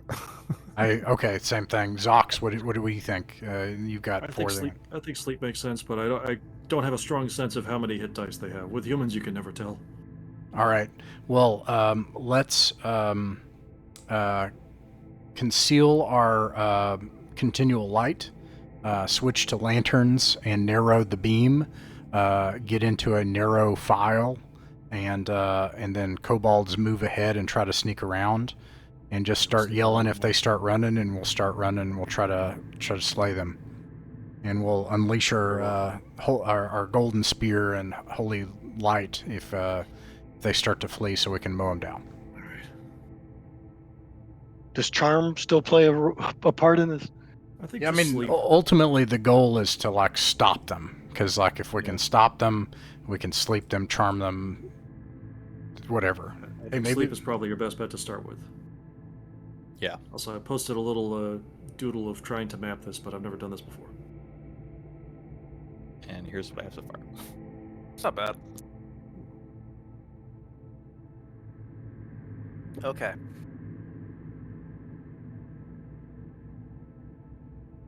You are attempting to ambush them. I'm gonna have them roll. I'm gonna say that they have under the circumstances, a 4 and 6 chance of getting surprised. So I'm gonna roll their surprise check now. Big money. Interrupting their spell is a benefit. Fortunately, they are not surprised. Fortunately, neither are you.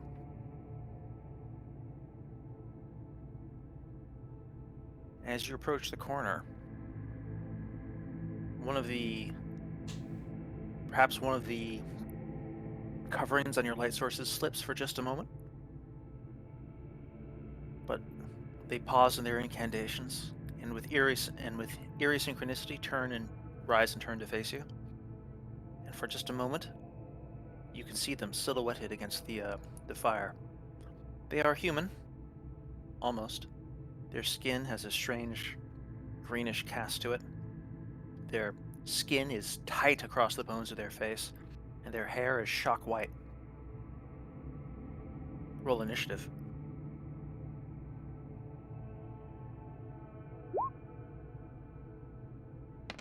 I got a 6. Nice. House wins. Kobolds unnecessarily, but as agreed, shout we're ahead.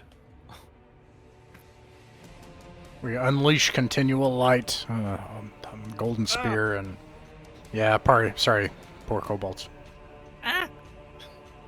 Yes.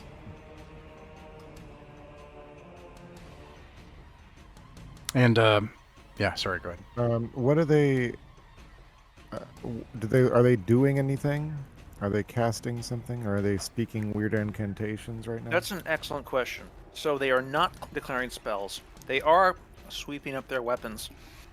They are preparing to fight. They do look like they are preparing to fight. Okay. We are how far away, you said? You are about 30 feet away. Okay. Easily within reach. There's just the two of them. Okay, so I know you're top of the round plan here. Kobolds, get back. Get out of there now. There might be magic. Right. There might be somebody backing them up. Okay. We'll try to Sleep, do that. right? We're going to do that?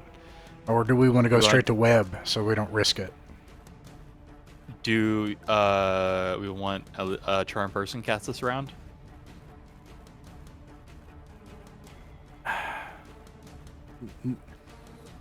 Sleep I don't got two work. The of them. charm person won't work. Yeah, I would venture to say sleep. But my question is, do we want to go straight to web, Magnus? Like, do we want to risk it? We could lose everything right now if we get it wrong. No, I'm not. Well, I don't have web. I have phantasmal force times 2. So Okay. All right, sleep I it was is. planning on no spells this turn for Magnus. All right, so kobolds run back. We form a line here because my thought is that, as Father Bloombad said, this could be a setup. And our answer to that is to cast sleep and to get ready to fire missiles. All right. Which we should kill one of them. And say, hey, sleep the one on the left. All right. Okay. Good. Those of you who are attacking them, roll versus AC 15 and let me know how much damage you do. Okay. Missile, right? Yes. I assume that you're attacking the one on the right. Yeah, it's 2 points for me.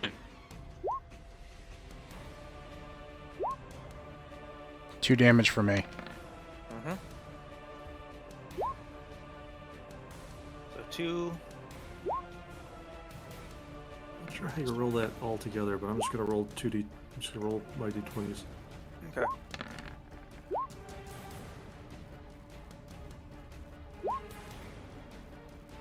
Oof. Oof. All Nothing right. for me. I seem to have gotten 2 hits. These are for my fighters. It looks like you've gotten at least 9 hits among you. Let's see. I had 1 hit for 1 damage. Okay, so 1 hit for 1 damage from from AJ and company. 2 hits, 2 damage total from Ross. Heretic, it looks like you hit with your sling for another 2. John, it looks like you missed. Ulfkill missed, Mm-hmm. unfortunately. But layoff stun got 3 damage. Nice. 4. Nice. 4. The AC, sorry, there's AC what? 15. 1-5. Oh, okay. Okay, yeah, so I got 2 hits for a total of 11 damage. All right. Well, I've got great news. One of them is no longer an opponent.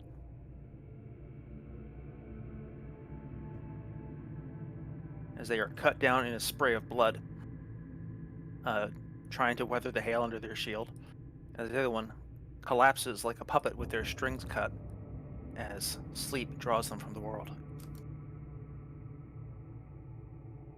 You sweep into the room, checking the exits, making sure that nothing is obviously stampeding in. It's not a setup.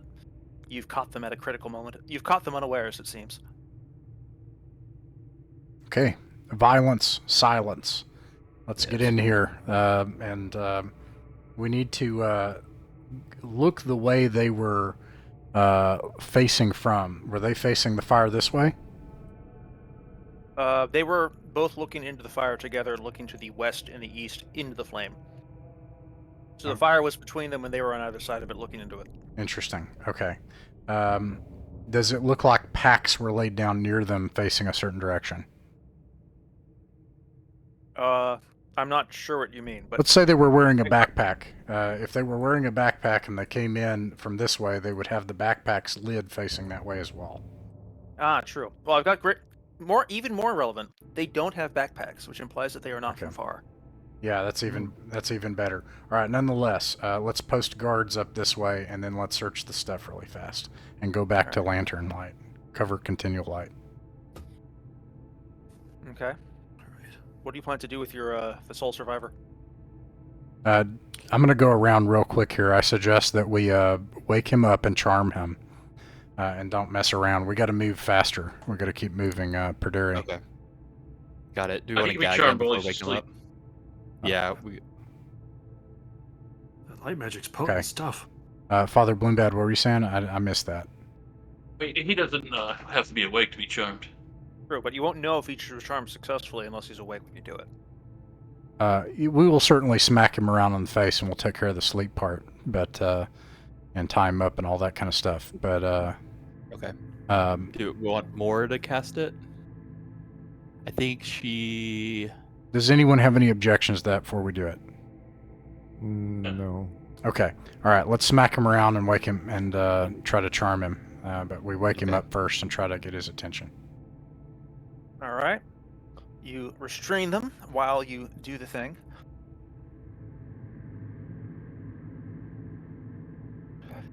You more grips them about the temples, looks them in the eye, and overwhelms his psychic defenses. Now that you can see them more clearly, you can tell that this person is a woman, were once human. Their true nature is unclear to you. What else do I need to know?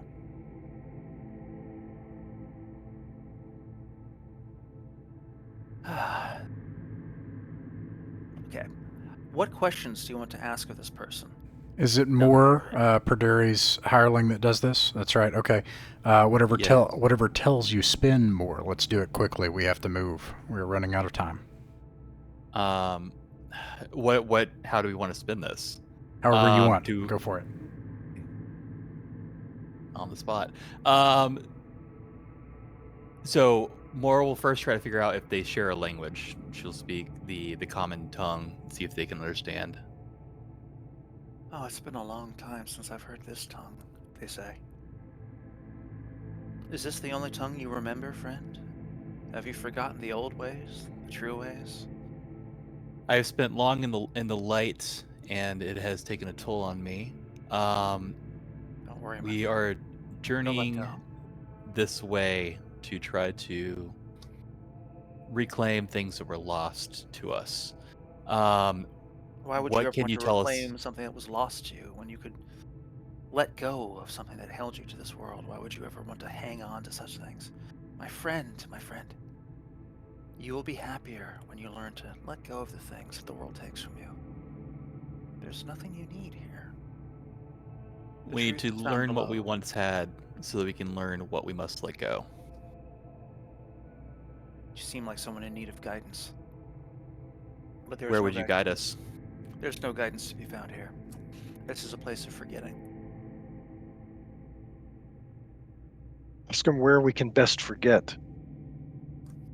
Jozo? That way. Make a gesture in the direction I'm about to draw a big arrow pointing towards. That is our temple. That is where I lay the way those parts of me which are unneeded. Okay. Why don't you tell her that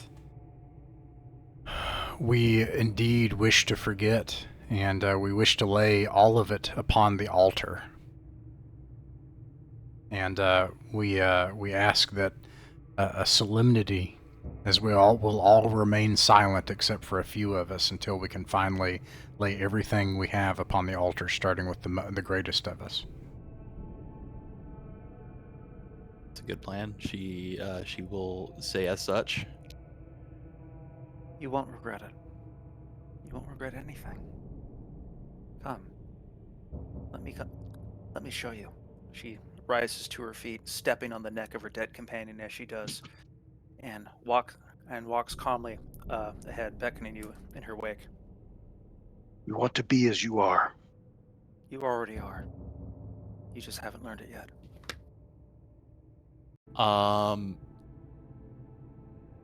Moore makes a questioning look, trying to shield it from this chaos priest. She makes a gesture to her dagger and questions the group. You mean to kill her? I mean, do we want to allow her to lead us, or? Yes, Okay. of course. Yeah, More we than should that, we should ask- maybe conceal that body. Yes, and we should add more than that. We should ask if there's any spare robes about. Yeah. Okay, so Moore will do so. She will ask if there's any garb more appropriate than these cursed clothing of the surface, and perhaps any of the vestments of her her compatriot whom which she was casting rituals with. Yeah. She just sort of calmly strips the garments from her back. Sorry, she's wearing a tabard effectively over a chainmail, and she just gives you the tabard. Okay. Do you accept it? Do you take it with your hands? Do you touch it? Do you let it touch your body? I think more would yes. She'd be less inclined to avoid such things. Okay, cool. So you now have this tabard. So let me give you a bit about this passageway which is up ahead. This passage is narrow. I mean, we're talking like 3 feet across, tops. So there's a passage where you have to sidle yourself aside a little bit and sort of scooch along. And she sidles in with it calmly enough. So you guys are forced to move single file for a time. I'm going to assume that the protagonists, the actual party members, are more or less taking point. It leads to a very sharp turn, one which is clearly made to be highly defensible, such that like a single man could stand here and hold it against a army of invaders. But you are being welcomed in to a room that is empty, save of all but ruin. And she beckons you forward, and she begins picking through the ruins, looking for something that might be suitable as accoutrements for you. There's some significant overlap here on the map. Oh. Where so? It like just the we move like physically. I'm trying to map it like we've moved physically through this area, so this must be above or below us. It's above it. You Okay. definitely went down. You dipped under this. Okay. Okay, let's keep moving. Okay. So now we have garb. No, not yet. She's picking through what's here, right? So She shakes her head. There's no suitable garb for you here. Come. fortunate. I will lend you my spare. And Okay. she looks to the peasants, who look back at her like... And she just smiles. She opens the door here, revealing another small, narrow corridor winding. A pungent stench assails you instantly, the scent of 1,000 unwashed bodies. In the distance, you hear an eerie chanting.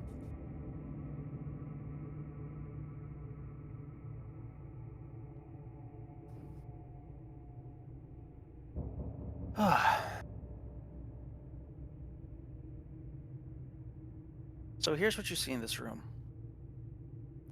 There are 6 beds and 6 chests. There is a reading desk and a small fire pit.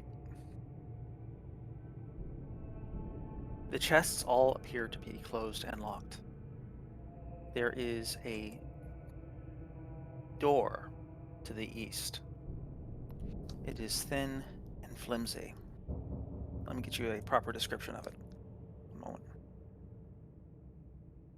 Pulling up my appropriate notes. The door to the east is rotting wood, delicate and loosely hung, with no strength to bar you. The doorway is marked. The keystone of the archway is marked by a runic rune as large as an open palm that twists with unwholesome fanged geometry and burns with a pale and colorless light. Magnus can read the rune. It appears to be a proper noun, a name.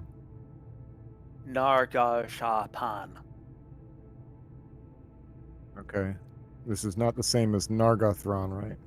No, I don't think so. Nargothrond does not ring a bell to me. Is it the same as that name of that demon that they found that was revealed to them? And yeah.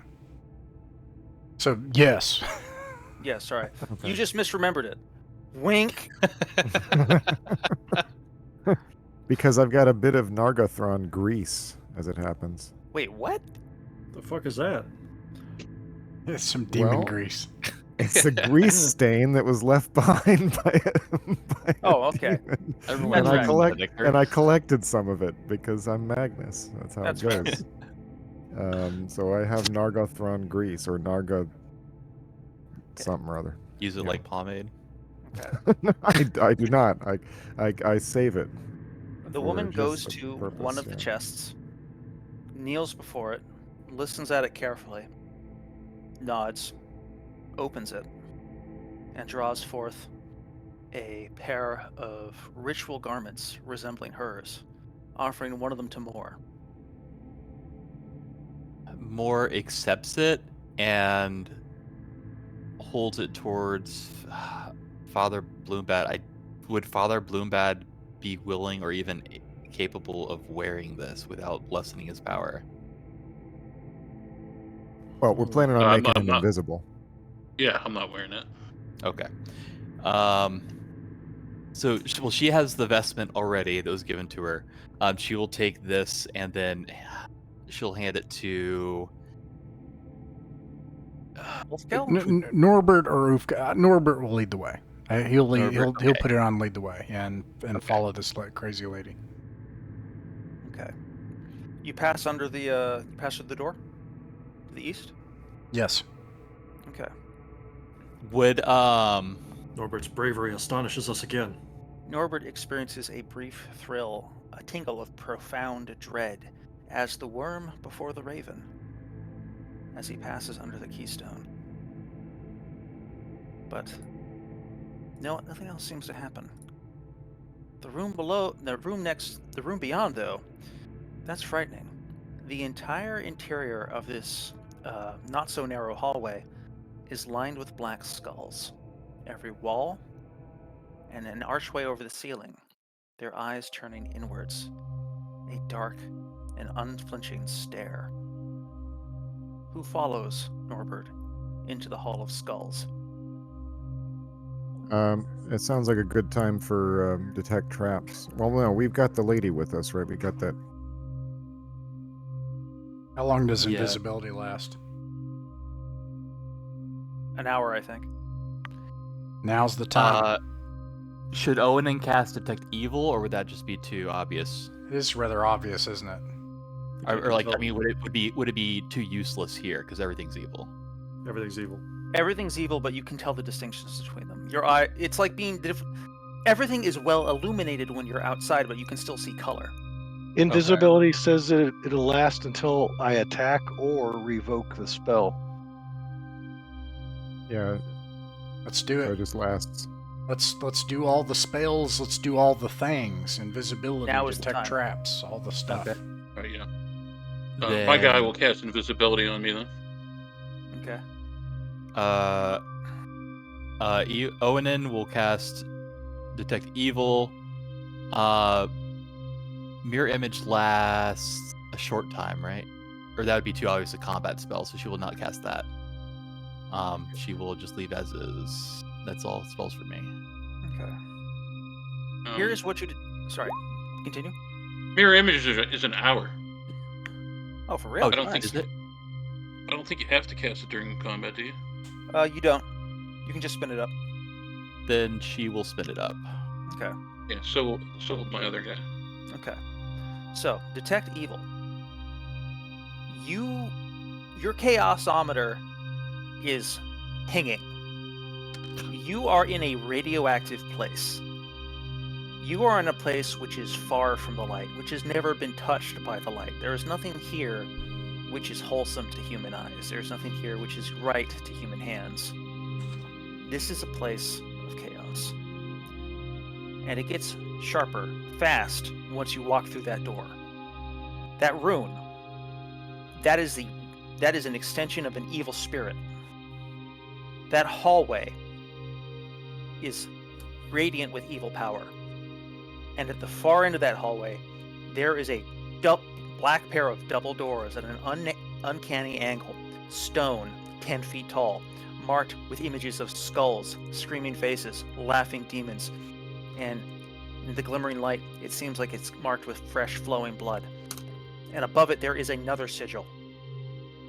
And that sigil sings in an unholy power to you. It is in Drunic. One of you can read it. That one of you is Magnus. And here's what it says. Welcome all, chattel of Nar-Gar-Sha-Pan. Do you proceed into the darkness? It's welcoming us. Very nice. And I I do take protection this from evil 10-foot radius too. We were going to do that also, right? Yep. in my robes. I turn around before she opens the door, and I offer my totally not weed to the kobolds, and I say, "If we make it out of here, if your cousins, if it helps them, your relatives." I turn around, and get ready to open the door. A little mote of the light. Who enters the corridor? Who passes under the archway? I mean, Norbert will follow the cultist in. Yeah, no, Norbert's clearly completely fearless. Well, Oh, yeah, I'm who going else? with. Norbert who feels else? weird in the hallway, but not that bad. Kobolds accept his gift and start psyching each other up. Perderi will lead his whole entourage through, Owanen clutching tightly at his holy symbol.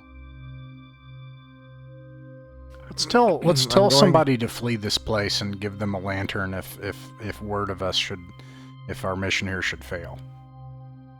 It's a good idea. I'm going to. One of these humans. Magnus, go ahead, But- please. I'm going to put Phantasmal Force on like a a trigger, and I guess I'm. Okay, that's all. Okay. Yeah, let's go. We're running out of Let's time. go. Okay. As you approach, when you pass under the first archway, each of you feels that thrill of primal dread, the sense of falling under the gaze of something vastly beyond you, a tremendous and vile spiritual power, briefly becoming aware of you.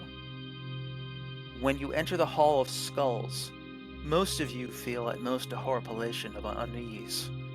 But those of you who are clerics of the light, you feel yourself begin to burn.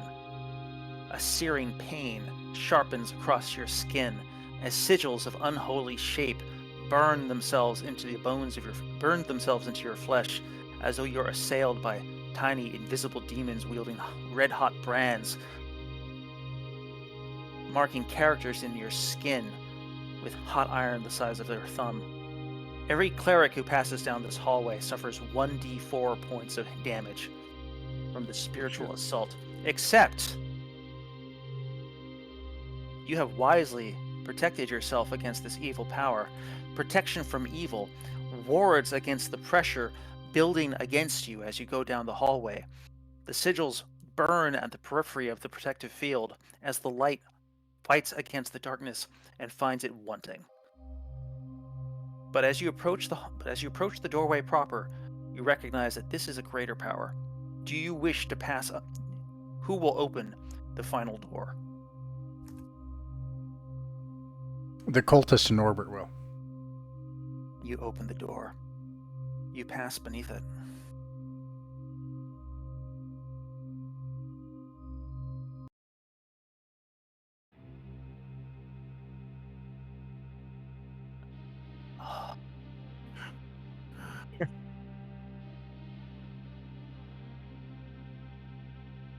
The temple before you is vast and illuminated.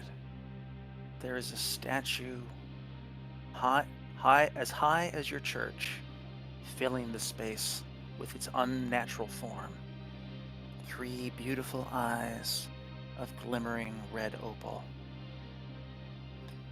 A 3-pronged platform stands above an open pit of flame deep into the earth.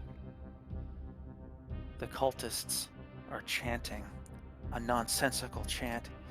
Dancing, they are dancing, full of a mad fervor.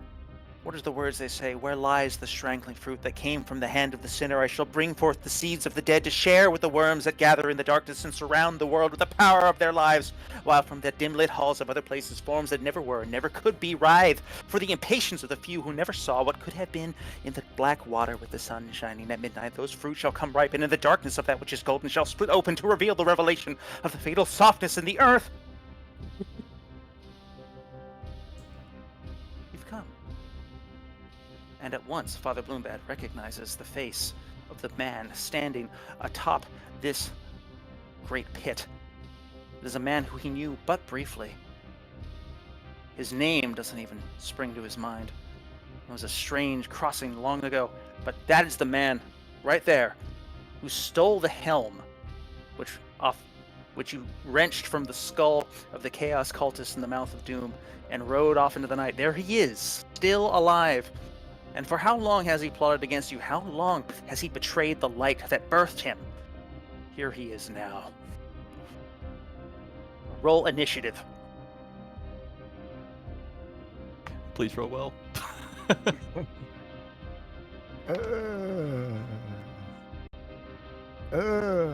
Hang on a second. I'm gonna have to drop down a bunch of units. Oh, I have fun. I do have fun.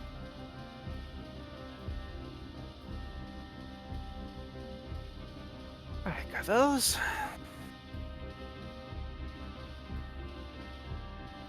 Oh, copy paste. What can't you do?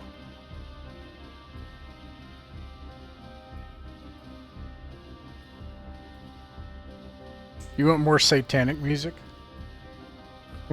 No, I'm no, this playing is that good. Doom This is music good. myself. This is kind of like Zelda-y a little Yeah. bit. A little bit.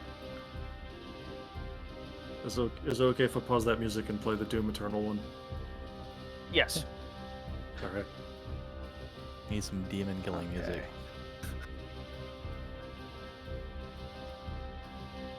Oh god, there's too many miniatures. What have I done?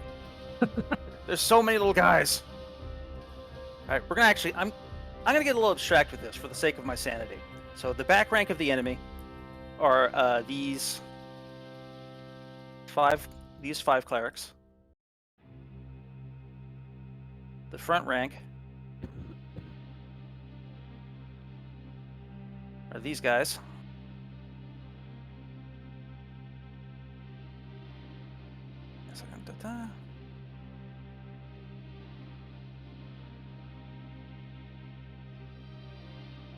I'm gonna get your front rank, which is Naum and Frangag are back rank. Tazling, Parku, Yokanan, Praderi, Dobby, Amrostan, Ulfkul, Father Bloombad, Mages in the back, screening force up front,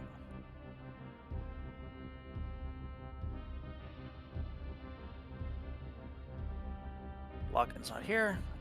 Can Oofkill go with Father Bloombad? Yeah, sure. It's a question, obviously, to player and referee, but of course, if you're while he's moving that around, actually, let me. So here's the plan, right? Father Bloombad's invisible. We need Phantasmal Force. We need to make it look like this Holy Warrior of the Light. Unleash the Golden Spear that needs to be Perderi. Phantasmal Force shows Father Bloombad getting ready to strike down this Chaos Champion. Meanwhile, Oofkill and Father Bloombad, dash as hard and fast as you can to the far end of this thing, get up the steps, and do Dispel Magic. Dispel evil. I'm sorry, yeah. I don't know what I said.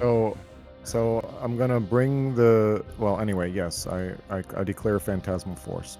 Okay. And any other magic we can do now. Mirror Image you already did.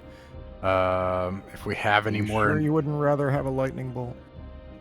Do you not have any other? We need Phantasmal Force now. Lightning Bolt might be the next round. Another thing. Does anybody else have invisibility? Bodaigion does. Get that on Oofkill. Maybe we should have done that before. We would have done that before. We would have used invisibility before we came in here. Is that fair to say, or is that too? Yes. We didn't say it actually. Whatever you call it, it's fine either way. But I think that was the plan. Yeah, I mean, yeah, totally. And then anything you can do in advance, you would have done, including if anybody has protection from evil. If anybody else has that. I think that's it. I don't think we have anything else we can use. Does Owenen's detect evil point him to any specific individuals in this room? Yes, there is an invisible evil spirit which is congealing in the fires below. Okay. He will cry that out as soon as he's able to. As you do, the cultists begin chanting as one. Nar ga sha pan, nar ga sha pan. They start bellowing his name as a war cry. Whatever that means, whoever that is, you're about to find out. I'm gonna do 2 sleeps for my guys also. Alrighty. So, I roll an initiative, so I will roll. They move to combat immediately, but as established, you guys can do a round of ranged combat first. This guy starts casting a spell. Which guy? Zhen, the Ozgen, the helmeted guy, the high priest. He is casting a spell. Okay, obviously focus your fire to stop that spell. Yep. Okay, he is being protected by a couple of dudes. God, come on. Can I ask Pruderi something real quick? Go for it. What's up? You've got Gold Spear? No, you do. Well, I usually do, but I thought Norbert My wanted you bad. to have it. No. I just misspoke. Because if I'm going with Bloombad, then, Well, you have it. does that make your objects invisible? I guess is the next question. I don't know how it works with older editions, Right. but I know that in some of them. You need to swap then, I think. So it needs to be Perderi going with Father Bloombad because, I mean, you've got this holy weapon. you're up front with that thing. Okay. So He's got a couple more hit points than Oofkill. Yeah, there we go. That's good too. yeah, I'm going to mark with red the guys who are casting. Just taking forever because roll 20. Yeah, I find sometimes it's faster just to scribble almost because it just takes so long, especially when there's a bunch of stuff on there. Yeah. Okay, so these guys start casting. You guys get close. You guys can cast ranged weapons. If you guys want to make a volley of ranged weapons before you enter hand-to-hand combat, let me know. I will. AC is 15 for the front rank. Remember that you can fire twice with your bow, so that's a total of 8 shots from your kobolds. So, correct me if I'm wrong, if Perderi has Gold Spear, he's invisible right now, so he should not attack. Correct. Okay. You should swap with Oofkill also. So I only got 2 hits, but one's a natural 20. Okay. Roll 1d. That will hit. Roll 1d6 damage.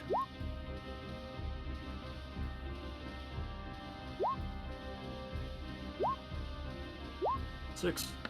Nice. What was the 15 hit? Yes. Okay, I What rolled was another the one. AC? 15. 1-5. If you hover your mouse Okay. over them, it should just tell you. Okay, 7 total damage from me. 2 hits for 6 damage. Cool. I got 3 hits for They're both 12. 6 for a total of 6. Ulfkel, you would have the Scale Breaker, which is a +1 dagger, if he has Gold Spear. Okay. So, just tell me again, who's with Bloombad? Perdiri, you're with Who- Bloombad. Let's switch. Let's go. That was based on who has Gold Spear. So, Ufkill, you're sticking with us because you've got Gold Spear. Okay. Okay. Top person here, front rank, 4 damage. Okay. They're taken out. This person takes 4. Come on. Okay. And I believe that's all the ranged weapon fire. You got mine? How much did you do? 12 total. All right, that takes out 1 and wounds another. We're too far for darts, aren't we? 15 feet. Or Yeah. you get a penalty for 30. You can take a shot. Just 1 though. Because they're gonna close the distance pretty quick. That was Murdagion throwing. Good shot.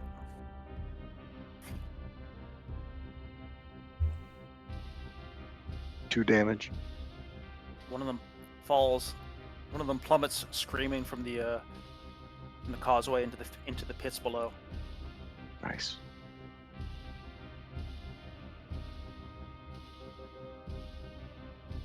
Okay, then melee attacks. My squad goes first. I think Father Bloombad and Perdiri were going to move in the movement phase. Yes, Yeah. that is true. How far can you move? Perderi has passed most of his gear off, so I think he has movement 6 or 9. I think 6. Probably 9. Just, yeah, He's got a lot throw of gear. stuff off. Now's the Yeah. time to throw it on the ground. I'll drop his shield. Yeah, you can make it there. There is an altar at the base of the. There's an altar at the base of the gigantic statue, where I assume you guys Right there? converge. Yeah. Okay, so this isn't the altar. No. This is. No, this is not the altar. The altar is Okay. at the end of the base. This is definitely the coolest part of the room, though. Okay. I think they have a picture of it on here, too. Yes, share it. Ooh.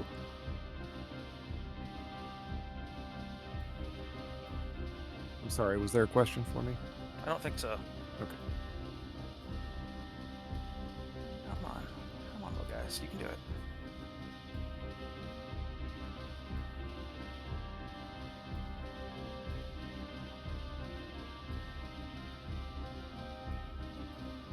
If I'm not mistaken.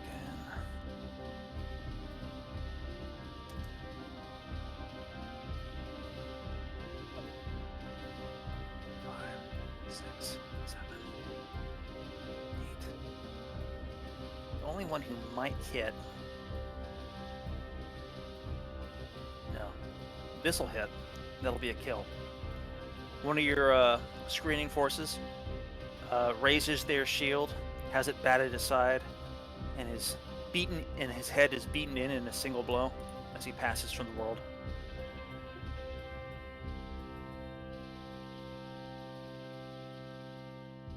And this guy takes a swing at Pasling. Can a 15 hit Pasling? No, he has plate and shield. None of the others can successfully injure them. You guys, those of you who are in melee range, can now make a melee attack. That includes Ulfkel, Yonan, Dabarku, Tasling, Brother Dobby, Norbert, as well as the back rank. If I'm using Gold Spear, it means I'm not using a shield, right? You can wield Gold Spear in one hand. Oh, Spear Okay. and shield is a very traditional combat style. Wait, I'm confused. Do you have Gold Spear or do I have Gold Spear? I think they wanted he me. has Gold Spear, because you're going with Father Bloombad, yeah. Okay. God. Yeah, And- because he's like the distraction. And you got your special dagger, right? Yes.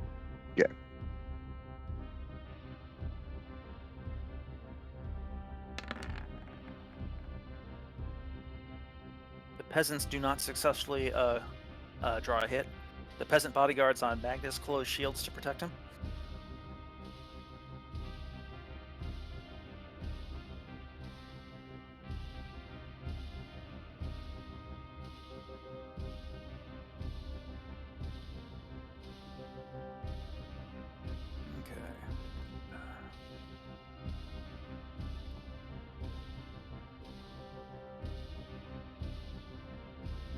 Okay.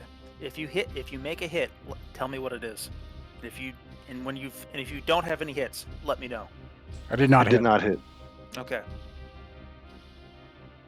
Bloombat is moving discreetly. Someone roll for Nelm and Frankag. Well, they shot missiles this round. Oh, true. Okay.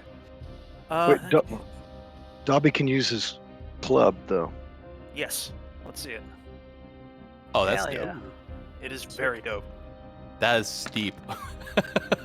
That is steep. This is Dobby- not OSHA approved. Dobby hit for 5 damage. Oh, swag. Using the Star Wars design method. No handrails. Feather him. Make him fall down. Oh, the cultists fight furiously to come to grips with you. Okay, that was melee. Now the final revelation. What that was. As Frederi and Father Bloombat approach the altar, a dark shadow passes over them as something rises from within the dark. A scuttling figure that unmerges from the darkness below. One moment and I shall show it to you, and you shall see the horror that is Narga Sharpan.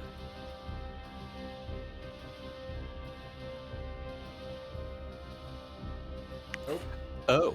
Nope. Lovely. Nope. Not allowed. It's a lot of legs. That's It's a lot of it's not allowed to have that many legs. Or that many joints. Nope.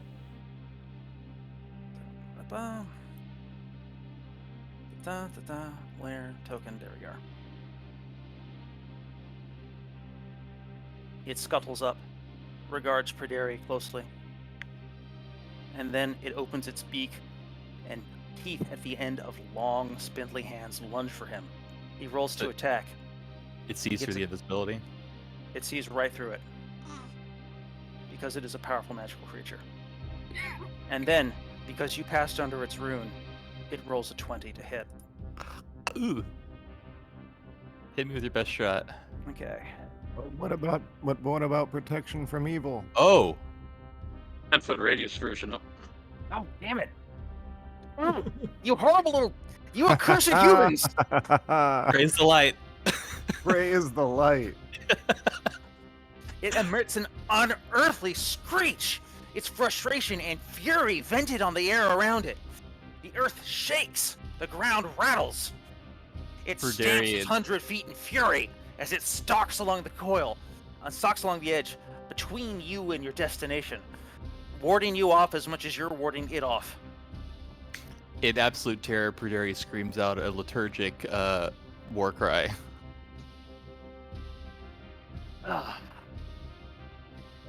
Curse you, protection from evil! Curse you! Anyway, spells. Okay, first, Hold Person is going out, targeting a bunch of the front line. Okay, first, the peasantry. Let me verify my understanding of how Hold Person works. Cleric. Here we go. Targets 1d4 persons. Okay, come on. Advance. Focus bang. First, this guy. He targets one person, which is this guy, who rolls a saving throw,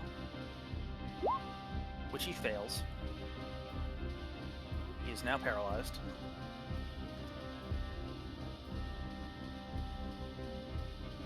Okay. That is his spell. He is no longer red. This guy is going to cast the same thing. He'll target 1d4 persons.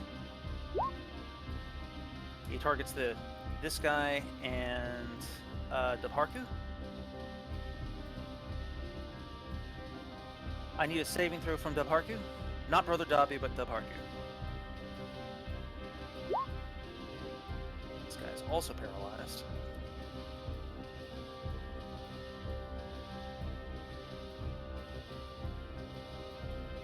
Okay. Whose is Dabharku? I don't see him on the list. That's Blumbad. He's top of the list. Okay. Oh, yep. Cool. Alright, He is fails. unfortunate. Dabharku is also held and stricken by paralysis. Oh, baby. Yep. This one targets Pasling. I need a saving throw from Pasling. Yep.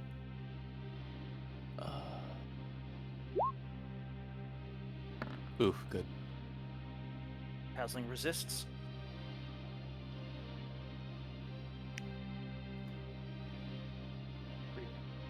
And now, the piece de resistance.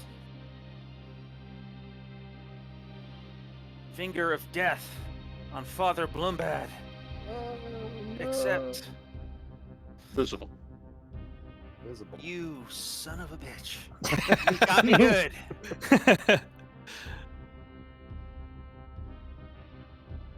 Oh, it would have been so cool too. You can feel like a malicious power unfurl and get ready to snicker snack the space where he was, and bite down on nothing. Nothing at all. Man.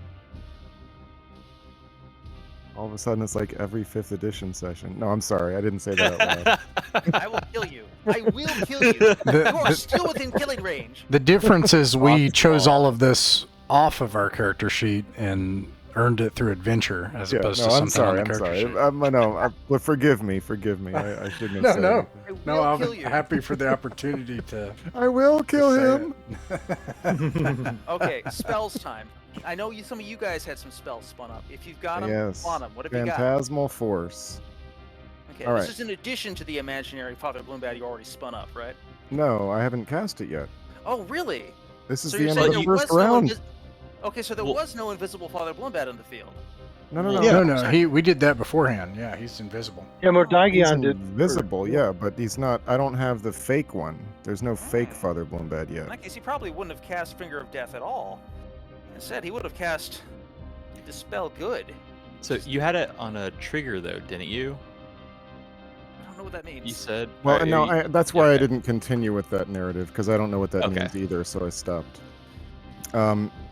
Well, no, I mean, I just didn't. No, I did not cast it ahead of time. Okay. Because my plan is I was going to cast it so it appears on the other platform, like over here, and just bamboozle everybody and split their forces up. Okay. In that case, that'll still work. First, I'm not going to cast Finger of Death. I'm going to cast something else. I'm going to cast Dispel Good.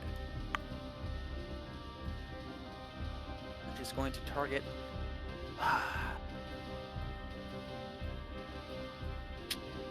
He makes an unholy gesture, claps his hands, spreads them, and the protection from evil effect on Father Blumbad feels claws dig into it and begin to rip it open. But isn't he still invisible? Wait, shit, you're right. I can't do that. I'm Okay, sorry. spoiler I'm alert, sorry, moment. Richard. I'm No, sorry. it's fine. It's fine. I'm trying to find an excuse not to just target Magnus with the Finger of Death Well, because I'm a I sport. mean, I don't think there is any. I Alright. think if you get like Magnus blocked is this way many back times, there. you can lash out. He'd lash out. I have it coming, maybe. You did promise to kill me. He hasn't done anything to provoke your attention. I haven't done anything. I'm literally just chilling behind two peasants back here. That's true. You wouldn't What? show up much. I look like a peasant too. I'm dressed in like a brown shift, just like an old guy. I'm clearly the donkey of the group. Look at my arms. Fine, Look at these fine. arms. Fine, protection from good. You horrible little man. Shines with an unholy power as he's protected from your nonsense thus far. Now you can cast your spells. All right. Phantasmal Force goes out. What else goes out? sleeps. All right. Roll how. I want to know how many people you target. How many 2-hit die targets you hit with the sleep. Are these the 2-hit targets, or are these? It's the green. The guys in the green, the guys in the yellow have more than 2-hit dice. I mean, if they have 4, I can target them. I mean, 4 or 4 plus. Okay, well, roll the 2-hit die first. Oh, 2-hit die. We'll see if you've got left over for that. That is 2d6. Oh, Father Blombad and Perderi are already over there? We're It's close. not that far. There Okay. is a demon in the way, but yeah. Okay. Well then, yeah, no. In that case, I'll spawn them. I'll spawn them on this other platform over here, and have them rush. Not rush, but like look like they're thinking about rushing. Alrighty. Like casual. Yeah.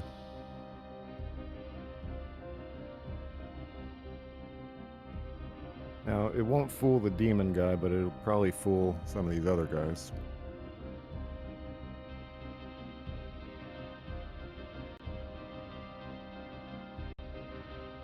I'm enjoying this situation where you just almost die, but oh no, you've got now.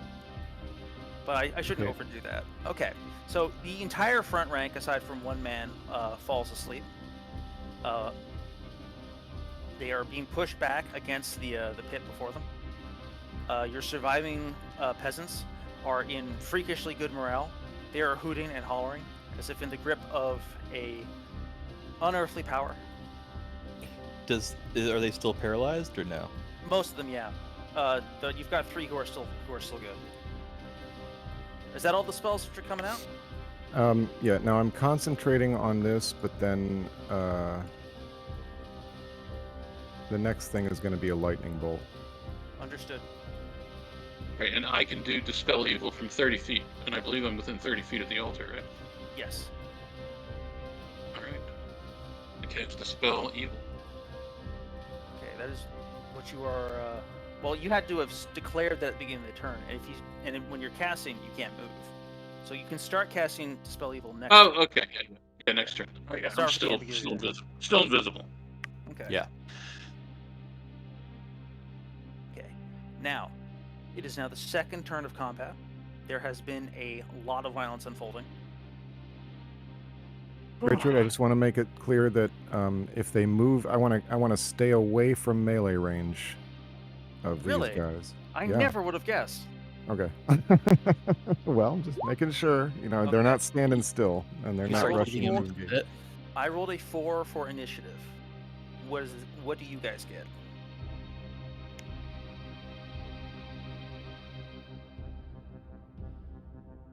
Who rolls? It's Ross. Ross. I'm waiting on Ross. Okay. It's 6. Yes. Nice. Oh, damn! Another 6. Yes.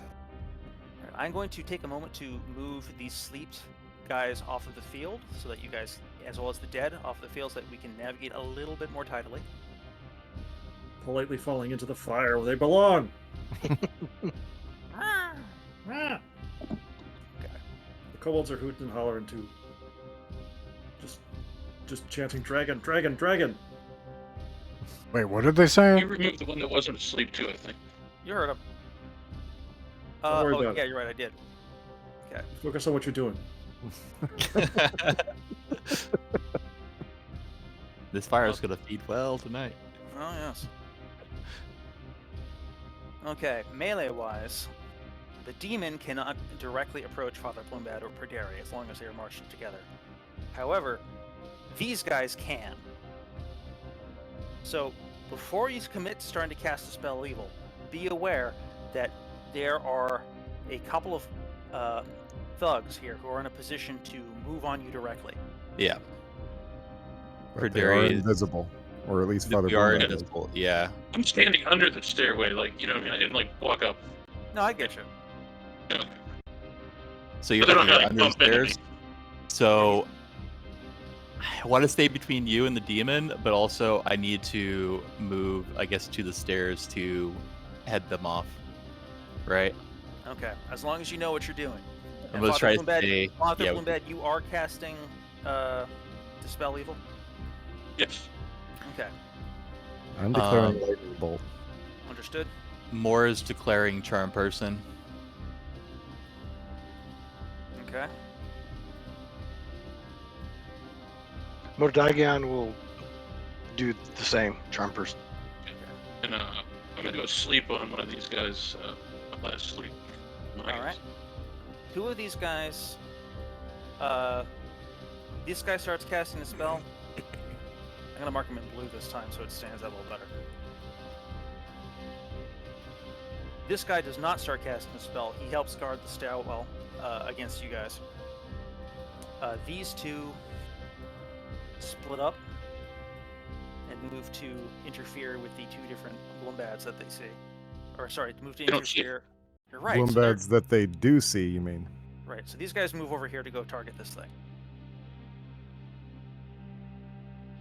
But wait. So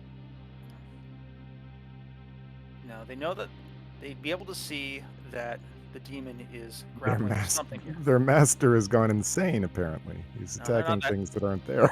They're it's not just that Tuesday. stupid. One of them is going to advance here in an attempt to assist with whatever that is, but he's not sure what it is. Mhm. And this guy is... What is he going to cast?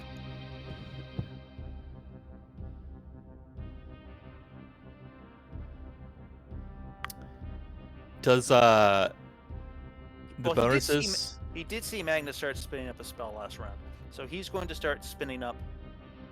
He also sees Father Blumbad. Okay. They can't target him. Yeah, but he can target what he thinks is Father Blumbad. So he's also going to start spellcasting. Okay.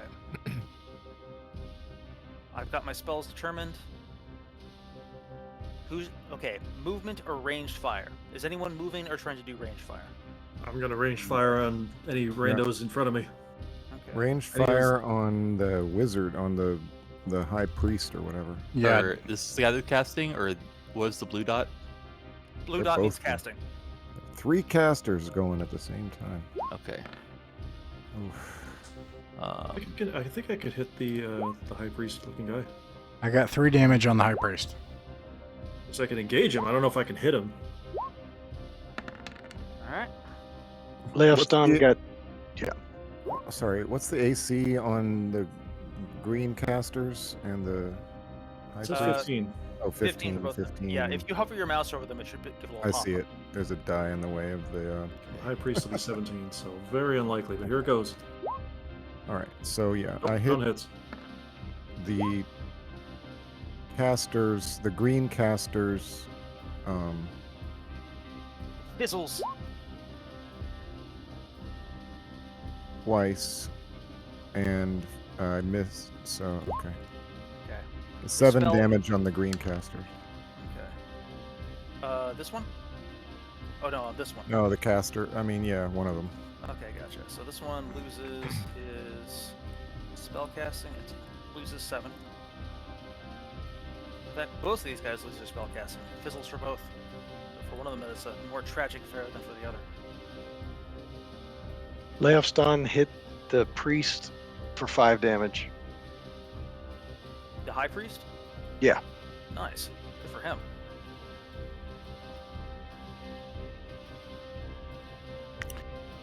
Would the bonus from attacking from the side apply to grapple checks or no? It would, I think, but I'm not sure if this will come up here because... No, actually, yeah, if you're attacking a guy from an invisibility and attacking him, then yeah, you will get the full bonus. But then he becomes not invisible anymore. True. Yeah, I'm trying to Soon as- decide. I mean, it'll give you that one-time thing. Richard, Well, can wait. I ask you something? Yes. This is something Ulfkel would know, but can he run and then do melee? Yes. Okay. Right now, 'cause you that, have total freedom of movement because your space is... your attackers are... There's no one engaged with you right now. There is a lightning bolt coming. Oh Got boy. Yeah, please keep that in mind if you're planning on running up onto the pathway. all right. That sucker's coming straight down the middle. All right. Elfkill will shoot then. All I right. don't die.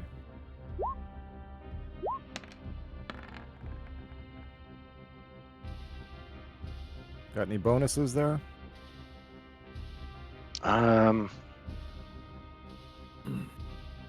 Nope, afraid not. Alas.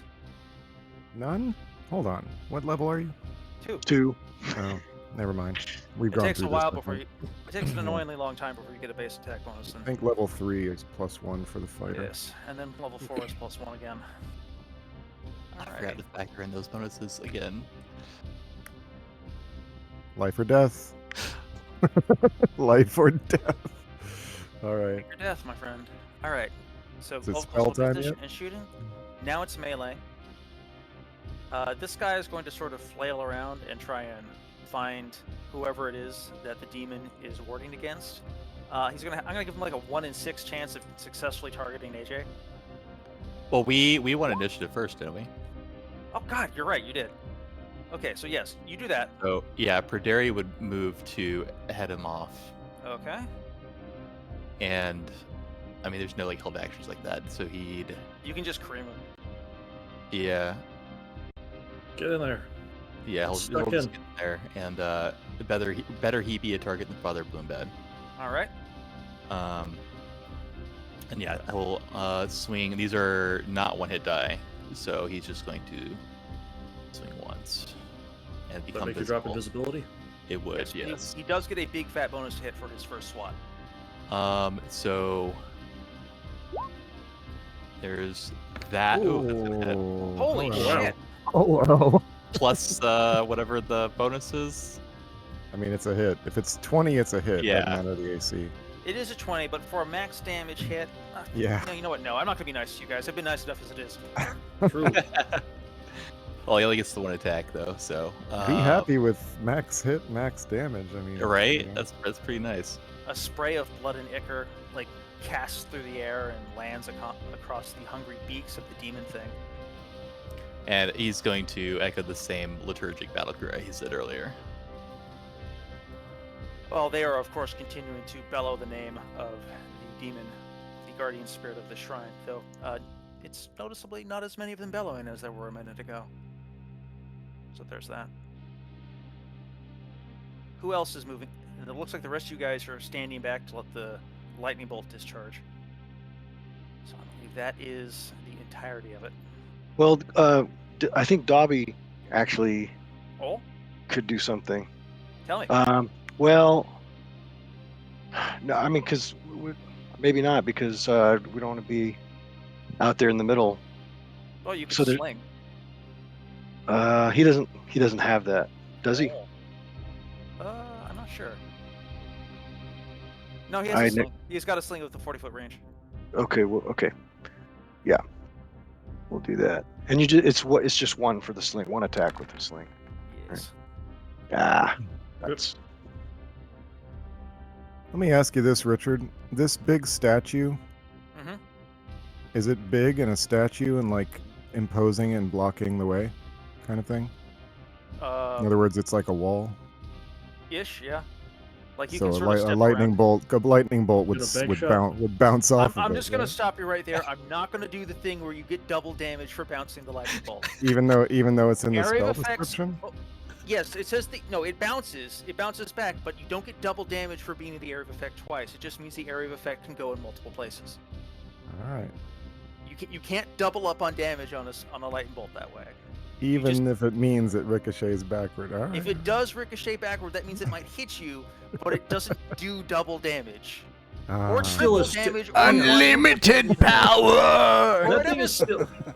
That thing is still like a statue, even if you just said it was like a wall. Like it's gonna have all Why sorts of can't- random features all over it, so Listen, it can ricochet in an listen. unexpected Why- direction. Why can't I create a wall of force around him that's just a box and then cast it? You can in and 5e. It does 1d6 and it does 1d6 damage per level. Chunky salsa rules do not apply. This isn't Shadowrun. More's the pity. More is the pity. I Alright. would definitely argue This that is that statue not is like a random Shadowrun. surface. Let's- Even if you are doing a murder heist, right All right. now. Well, let me get what murder I can. Okay. All right. So in that case, I'm just going to. Well, I am going to start it from here. Can you see the arrow I'm drawing? Yes. All right, and I just cover all those guys and hopefully hit the demon as well. No, the demon is far below. This is like on the. Oh. Like they're on the Yeah, ground we've seen below. the shape of that shit. Got It's it. pretty big, you know. It's Got not it. that big. Okay. You saw how steep that You saw how steep Yeah. that was. Yeah. In that case, it just kind of goes up here and. I'm gonna cream encompass- these guys though. It should get all 5 of those, honestly, if they're might- because it's 10 the, foot wide, 10 yeah, foot wide arc. The high priest might get a saving throw bonus, just Okay. because like it's at a weird angle, but like It's they're going still up. within the AOE. Okay. All right. So roll damage first, and we'll see who I even bother to roll saving throws for. Okay. At last, he gets to roll the lightning roll. Not great. Not bad. Okay, so freaking dead. What's the saving throw? Right, there is no such thing as a saving throw DC It's anymore. safe for half. Yeah. All right. Average damage so, should have been 21, so it wasn't great. yeah, it happens. Duh. So that's minus 8. No, minus 9. And this guy gets full damage. Why are you still blue? And this guy. Why are you still alive? Why are you still here? Oh, that's right. It's only Tuesday. And these guys have a save of 11, so he is okay-ish. Very, very generous definition of okay. This guy is going to roll a saving throw as well. He'll take full damage even with it. Actually, no, he's good. Just barely. But he will still take 9 damage.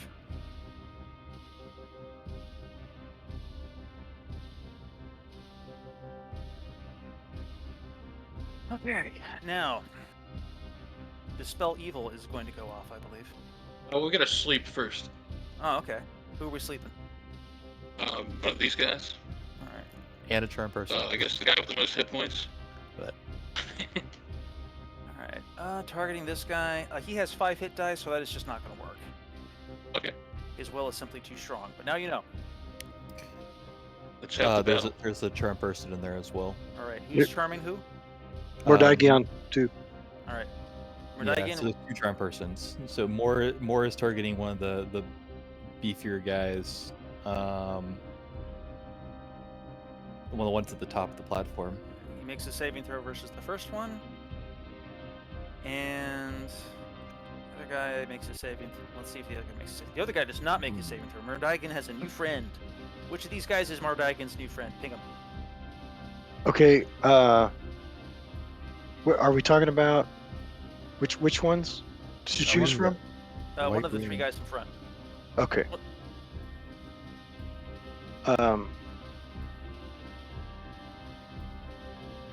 The guy with more hit points. Yeah. Who's closer to us, yeah. Yep. Yeah. You've come to rescue him. Come hither. Let me speak with you. And now the real magic. Friendship. Mandatory friendship. Absolutely mandatory. Friendship is magic, no. and magic is friendship. Unethical friendship. I feel like What does that unethical mean? friendship What does that is mean? just like the whole. Yeah. I feel like No, unethical yeah, friendship Magnus- is like the overriding theme of what our kobolds, of what the kobolds have seen of this light magic. Like, oh, I see Just how this ask- works. I see how this works. Ask Anakan all about it, and he'll tell you. Sometimes it's not very ethical, but sometimes it's good for you. Anyway, tell us about how. I want to hear what this Dispel Evil looks like coming out of heretics. Sorry, out of Father Blombad's First, mystical power. I have to determine the level of the caster. In this instance, you don't need to worry about that. Like Oh, this, okay. is, Yeah. this is specifically a creature you can overpower. Okay, yeah, I just cast Dispel Evil. I raise my hand. Well, nobody can see it, so I mean, I God raise can my see. hand. And also the Yeah. demon can see. Yeah. Oh yeah, so I channel the power of the light through me, and I look through the sky, and like a piercing white, beam of light shoots down through the very earth, comes through the ceiling, and strikes it. Okay. So here's what happens. The demon leaps back to try and intercept the power that descends from the heavens. For a moment, it seems to be succeeding. Its wings flare and then flare again and then flare wider. Its baleful red eyes splaying out like mockery of a cherubim. And then the weight grows heavier on its back and heavier until finally it buckles and scuttles out of the way on far too many legs. And the great altar to the unknown demon god below begins to boil. The gold on its surface melts, runs like water, pouring in rivulets onto the earth below. The demons scream in outrage. The priests shriek in anguish. The rooftop shakes. I jiggled my monitor like you guys could see it. You gotta jiggle your camera. Yes. Rooftop shakes. And then nothing happens. There's no liberation. Oh You have purged the evil, but you are still trapped in this room with this bunch of psychotics. What are you gonna do next? You mean they're trapped in here with us? Is the demon still there? The demon is very still there and very mad. Oh no, it's mad. He's pissed as I hell. think we made it mad. All right, let's get out of here. Yeah. Hey, let's just run. Wait, where are no, the we have to goblins? slay this demon. Is it possible? I was. It's I didn't. 8:53, so I'm not sure if I'd recommend that. All right, let's just run. A swift retreat may be advisable Yeah. at this stage. We have to leave all our held people then, right? You gotta leave your what? I couldn't hear. Oh, The hell people? The There people are who are held. only there's only 3. So you can actually just grab them and frickin' run. And there was one that was slain. Yeah, you're not getting. I guess you can try and haul him away, but I wouldn't really recommend it. Dabarchu? One of the Dabarku? Dabharku is paralyzed. The dead Oh, guy okay. is this guy up here. Oh, okay. We should definitely get. Oh, you mean the sleep guys? Okay. Yeah. Magnus casts fly and leaves. just bails. Just dips. Well, I'll wait Oh. around the corner, but Yeah. Don't worry, guys. I have a plan. For me. Bye. Okay. Is there a door? Is there a door in here? The way we came in. Yeah, there's the way you came in. There's no time for anything else, I think. Yeah, not with this demon bearing down on you. But the treasure. Did we? Unfortunately, you'll have to get it another time. So did we all see that the spell went off? Like, are we confident of that? Yes, Okay. you saw it. All right. Success. All right. Shockingly, you survived thanks to a combination of the extremely broad applicability of protection from evil, a clever Yeah, deployment that's crazy. of phantasmal force, and my reluctance to just automatically detect and kill the spellcaster. It's hard. It's hard to justify it. Yeah. It's. I mean, unless you can say like, I mean, you'd have to start like dropping like detect magic into a monster's repertoire or something like Yeah. that. It'll happen Because eventually. Unless Yeah, the, I feel unless like- something's coming straight from the spellcaster, I don't know how you would really know. So we just kind of assume that we all just get out of there, or are we still in are we still in that process? Well, I could start having you guys make saving throws to escape successfully, but I don't know. You're the DM. I've got Mordagon's got a hold portal he could use when we get to a choke point. Ooh. yeah, that's a good idea. It certainly feels like Praderi would be in a tight spot because he lost his invisibility, and there's a huge angry demon right there with no other Well, targets. we're both visible now. That is true. Oh, So here's what I'm gonna do. Praderi, I want you to roll a saving throw. And Also, Bloombad- also Blumbad, also since he's Bloombad. visible Yeah, too. Bloombad Yeah. and Prederi, roll saving throws for me. Sorry to be like, teacher, you forgot to assign homework, but I'm looking at this. I'm just thinking. Okay. Also, I did have to draw that thing. And If Bloombad. anything happens to Father Bloombad, Yes. Prederi is going to stay back to make sure that I he will can do what let he you can. take the L on behalf of Father Bloombad if Father Yeah. Bloombad does not make a saving throw. Father Bloombad, roll a saving throw, and if you Yeah, and if my you fail, roll it's on 20 Prederi. and Discord merged, so I had to You had to yeah. jiggle some cables. yeah. I think next week I will spool up a Foundry instance for something a little less chunky. Oh man! All right, Prederi, even Yep. or odd? Evens.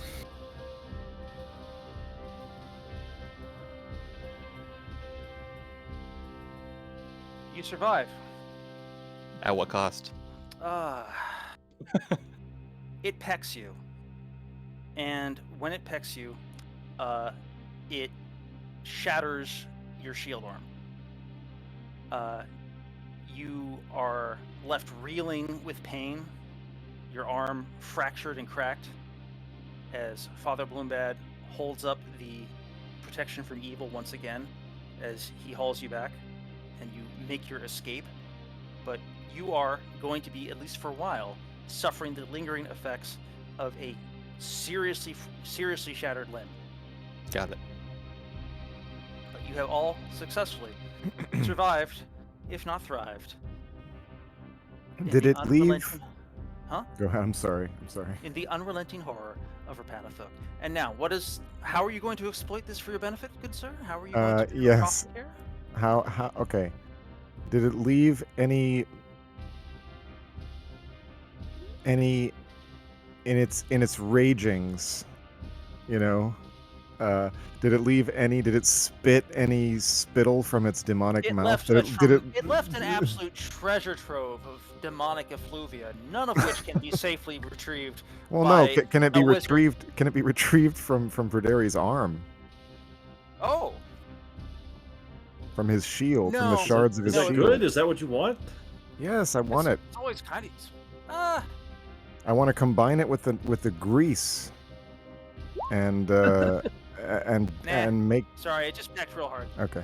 Right. Well, then I want to then I want to use the grease and put my head together with Father Bloombad and combine the arcane with the sacred and see if we can come up with some special like targeted protection from evil that we can like whip this guy with next time we come around.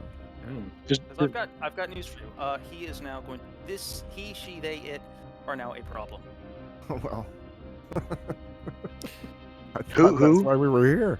The demon. Oh, okay. Nakarata Shapan. But does Mordagion All come? cap, one space between each syllable. Say again. Does Mordagion come home with a new friend that he charmed?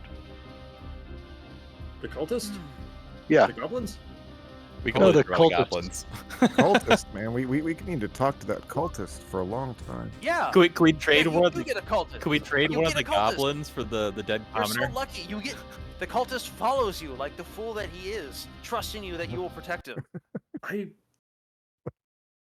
Cultist didn't seem like she wanted like protection, but okay. Oh wait, that cultist. Oh, the other Wait, cultist. we had, Right, my we bad, had my bad. two Yeah. cultists We have now. two cultists. That's There was right. the one who was really like The one who led us like, here. talking. There was the oracular one that led us here, and then there was Yeah. the one that just is your friend now, I guess.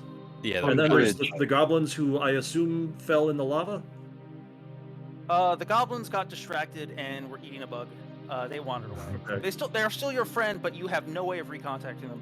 They have succumbed to cave madness, and as I Understandable. speak, they are being eaten by a big bear. Understandable. cave bears, man. There's so many. Kind of. Should I post the art in Otherworld Adventures or another channel? Please do. Okay. I'm so happy with how that art came out, Yay. and I'm Everything, equally delighted with the reaction it got when I got to reveal it. everything went better than expected. It really did. Lost like one peasant. Like damn. It was hoping I was going to drop a finger of death on Blumbad, blow his brains out. We didn't get any loot though. And by the way, It Richard, looks like I we am have 3 different maps now. Because Io's mapping and Yeah, that's what I was saying. Is yeah, but that's a good thing. You all get experience points. So the downside is you didn't get any treasure at all. The good news is you're still got a lot of experience points for surviving that shitstorm. And the other downside is you will have to split it a lot of ways. And I will do that math later. We Once destroyed it. And I just want to say, Richard, Yeah. if you can come up with a justification, or no justification, I will not think less of you or dislike you if you decide to just kill Magnus because he gets on your nerves. I won't kill him because he gets on my nerves, but the NPCs might kill him because he gets on their nerves. Yes. So, If anything, I want Magnus to be happy. I want him to thrive. I want him to keep being a horrible, cynical goblin. But these NPCs, man, they call the shots. I can only do so much for you. I appreciate So we took out that altar. We saw it with our own eyes, right? Yeah. Yep. Yes. the kobolds would not have retreated unless we were confident that the mission was accomplished. Yeah, that was a mission accomplished. You have successfully sabotaged it. They are still alive. They are in a position to attempt to restore what was destroyed, but you destroyed it, and it will take them time, effort, and treasure to rebuild what you have ruined.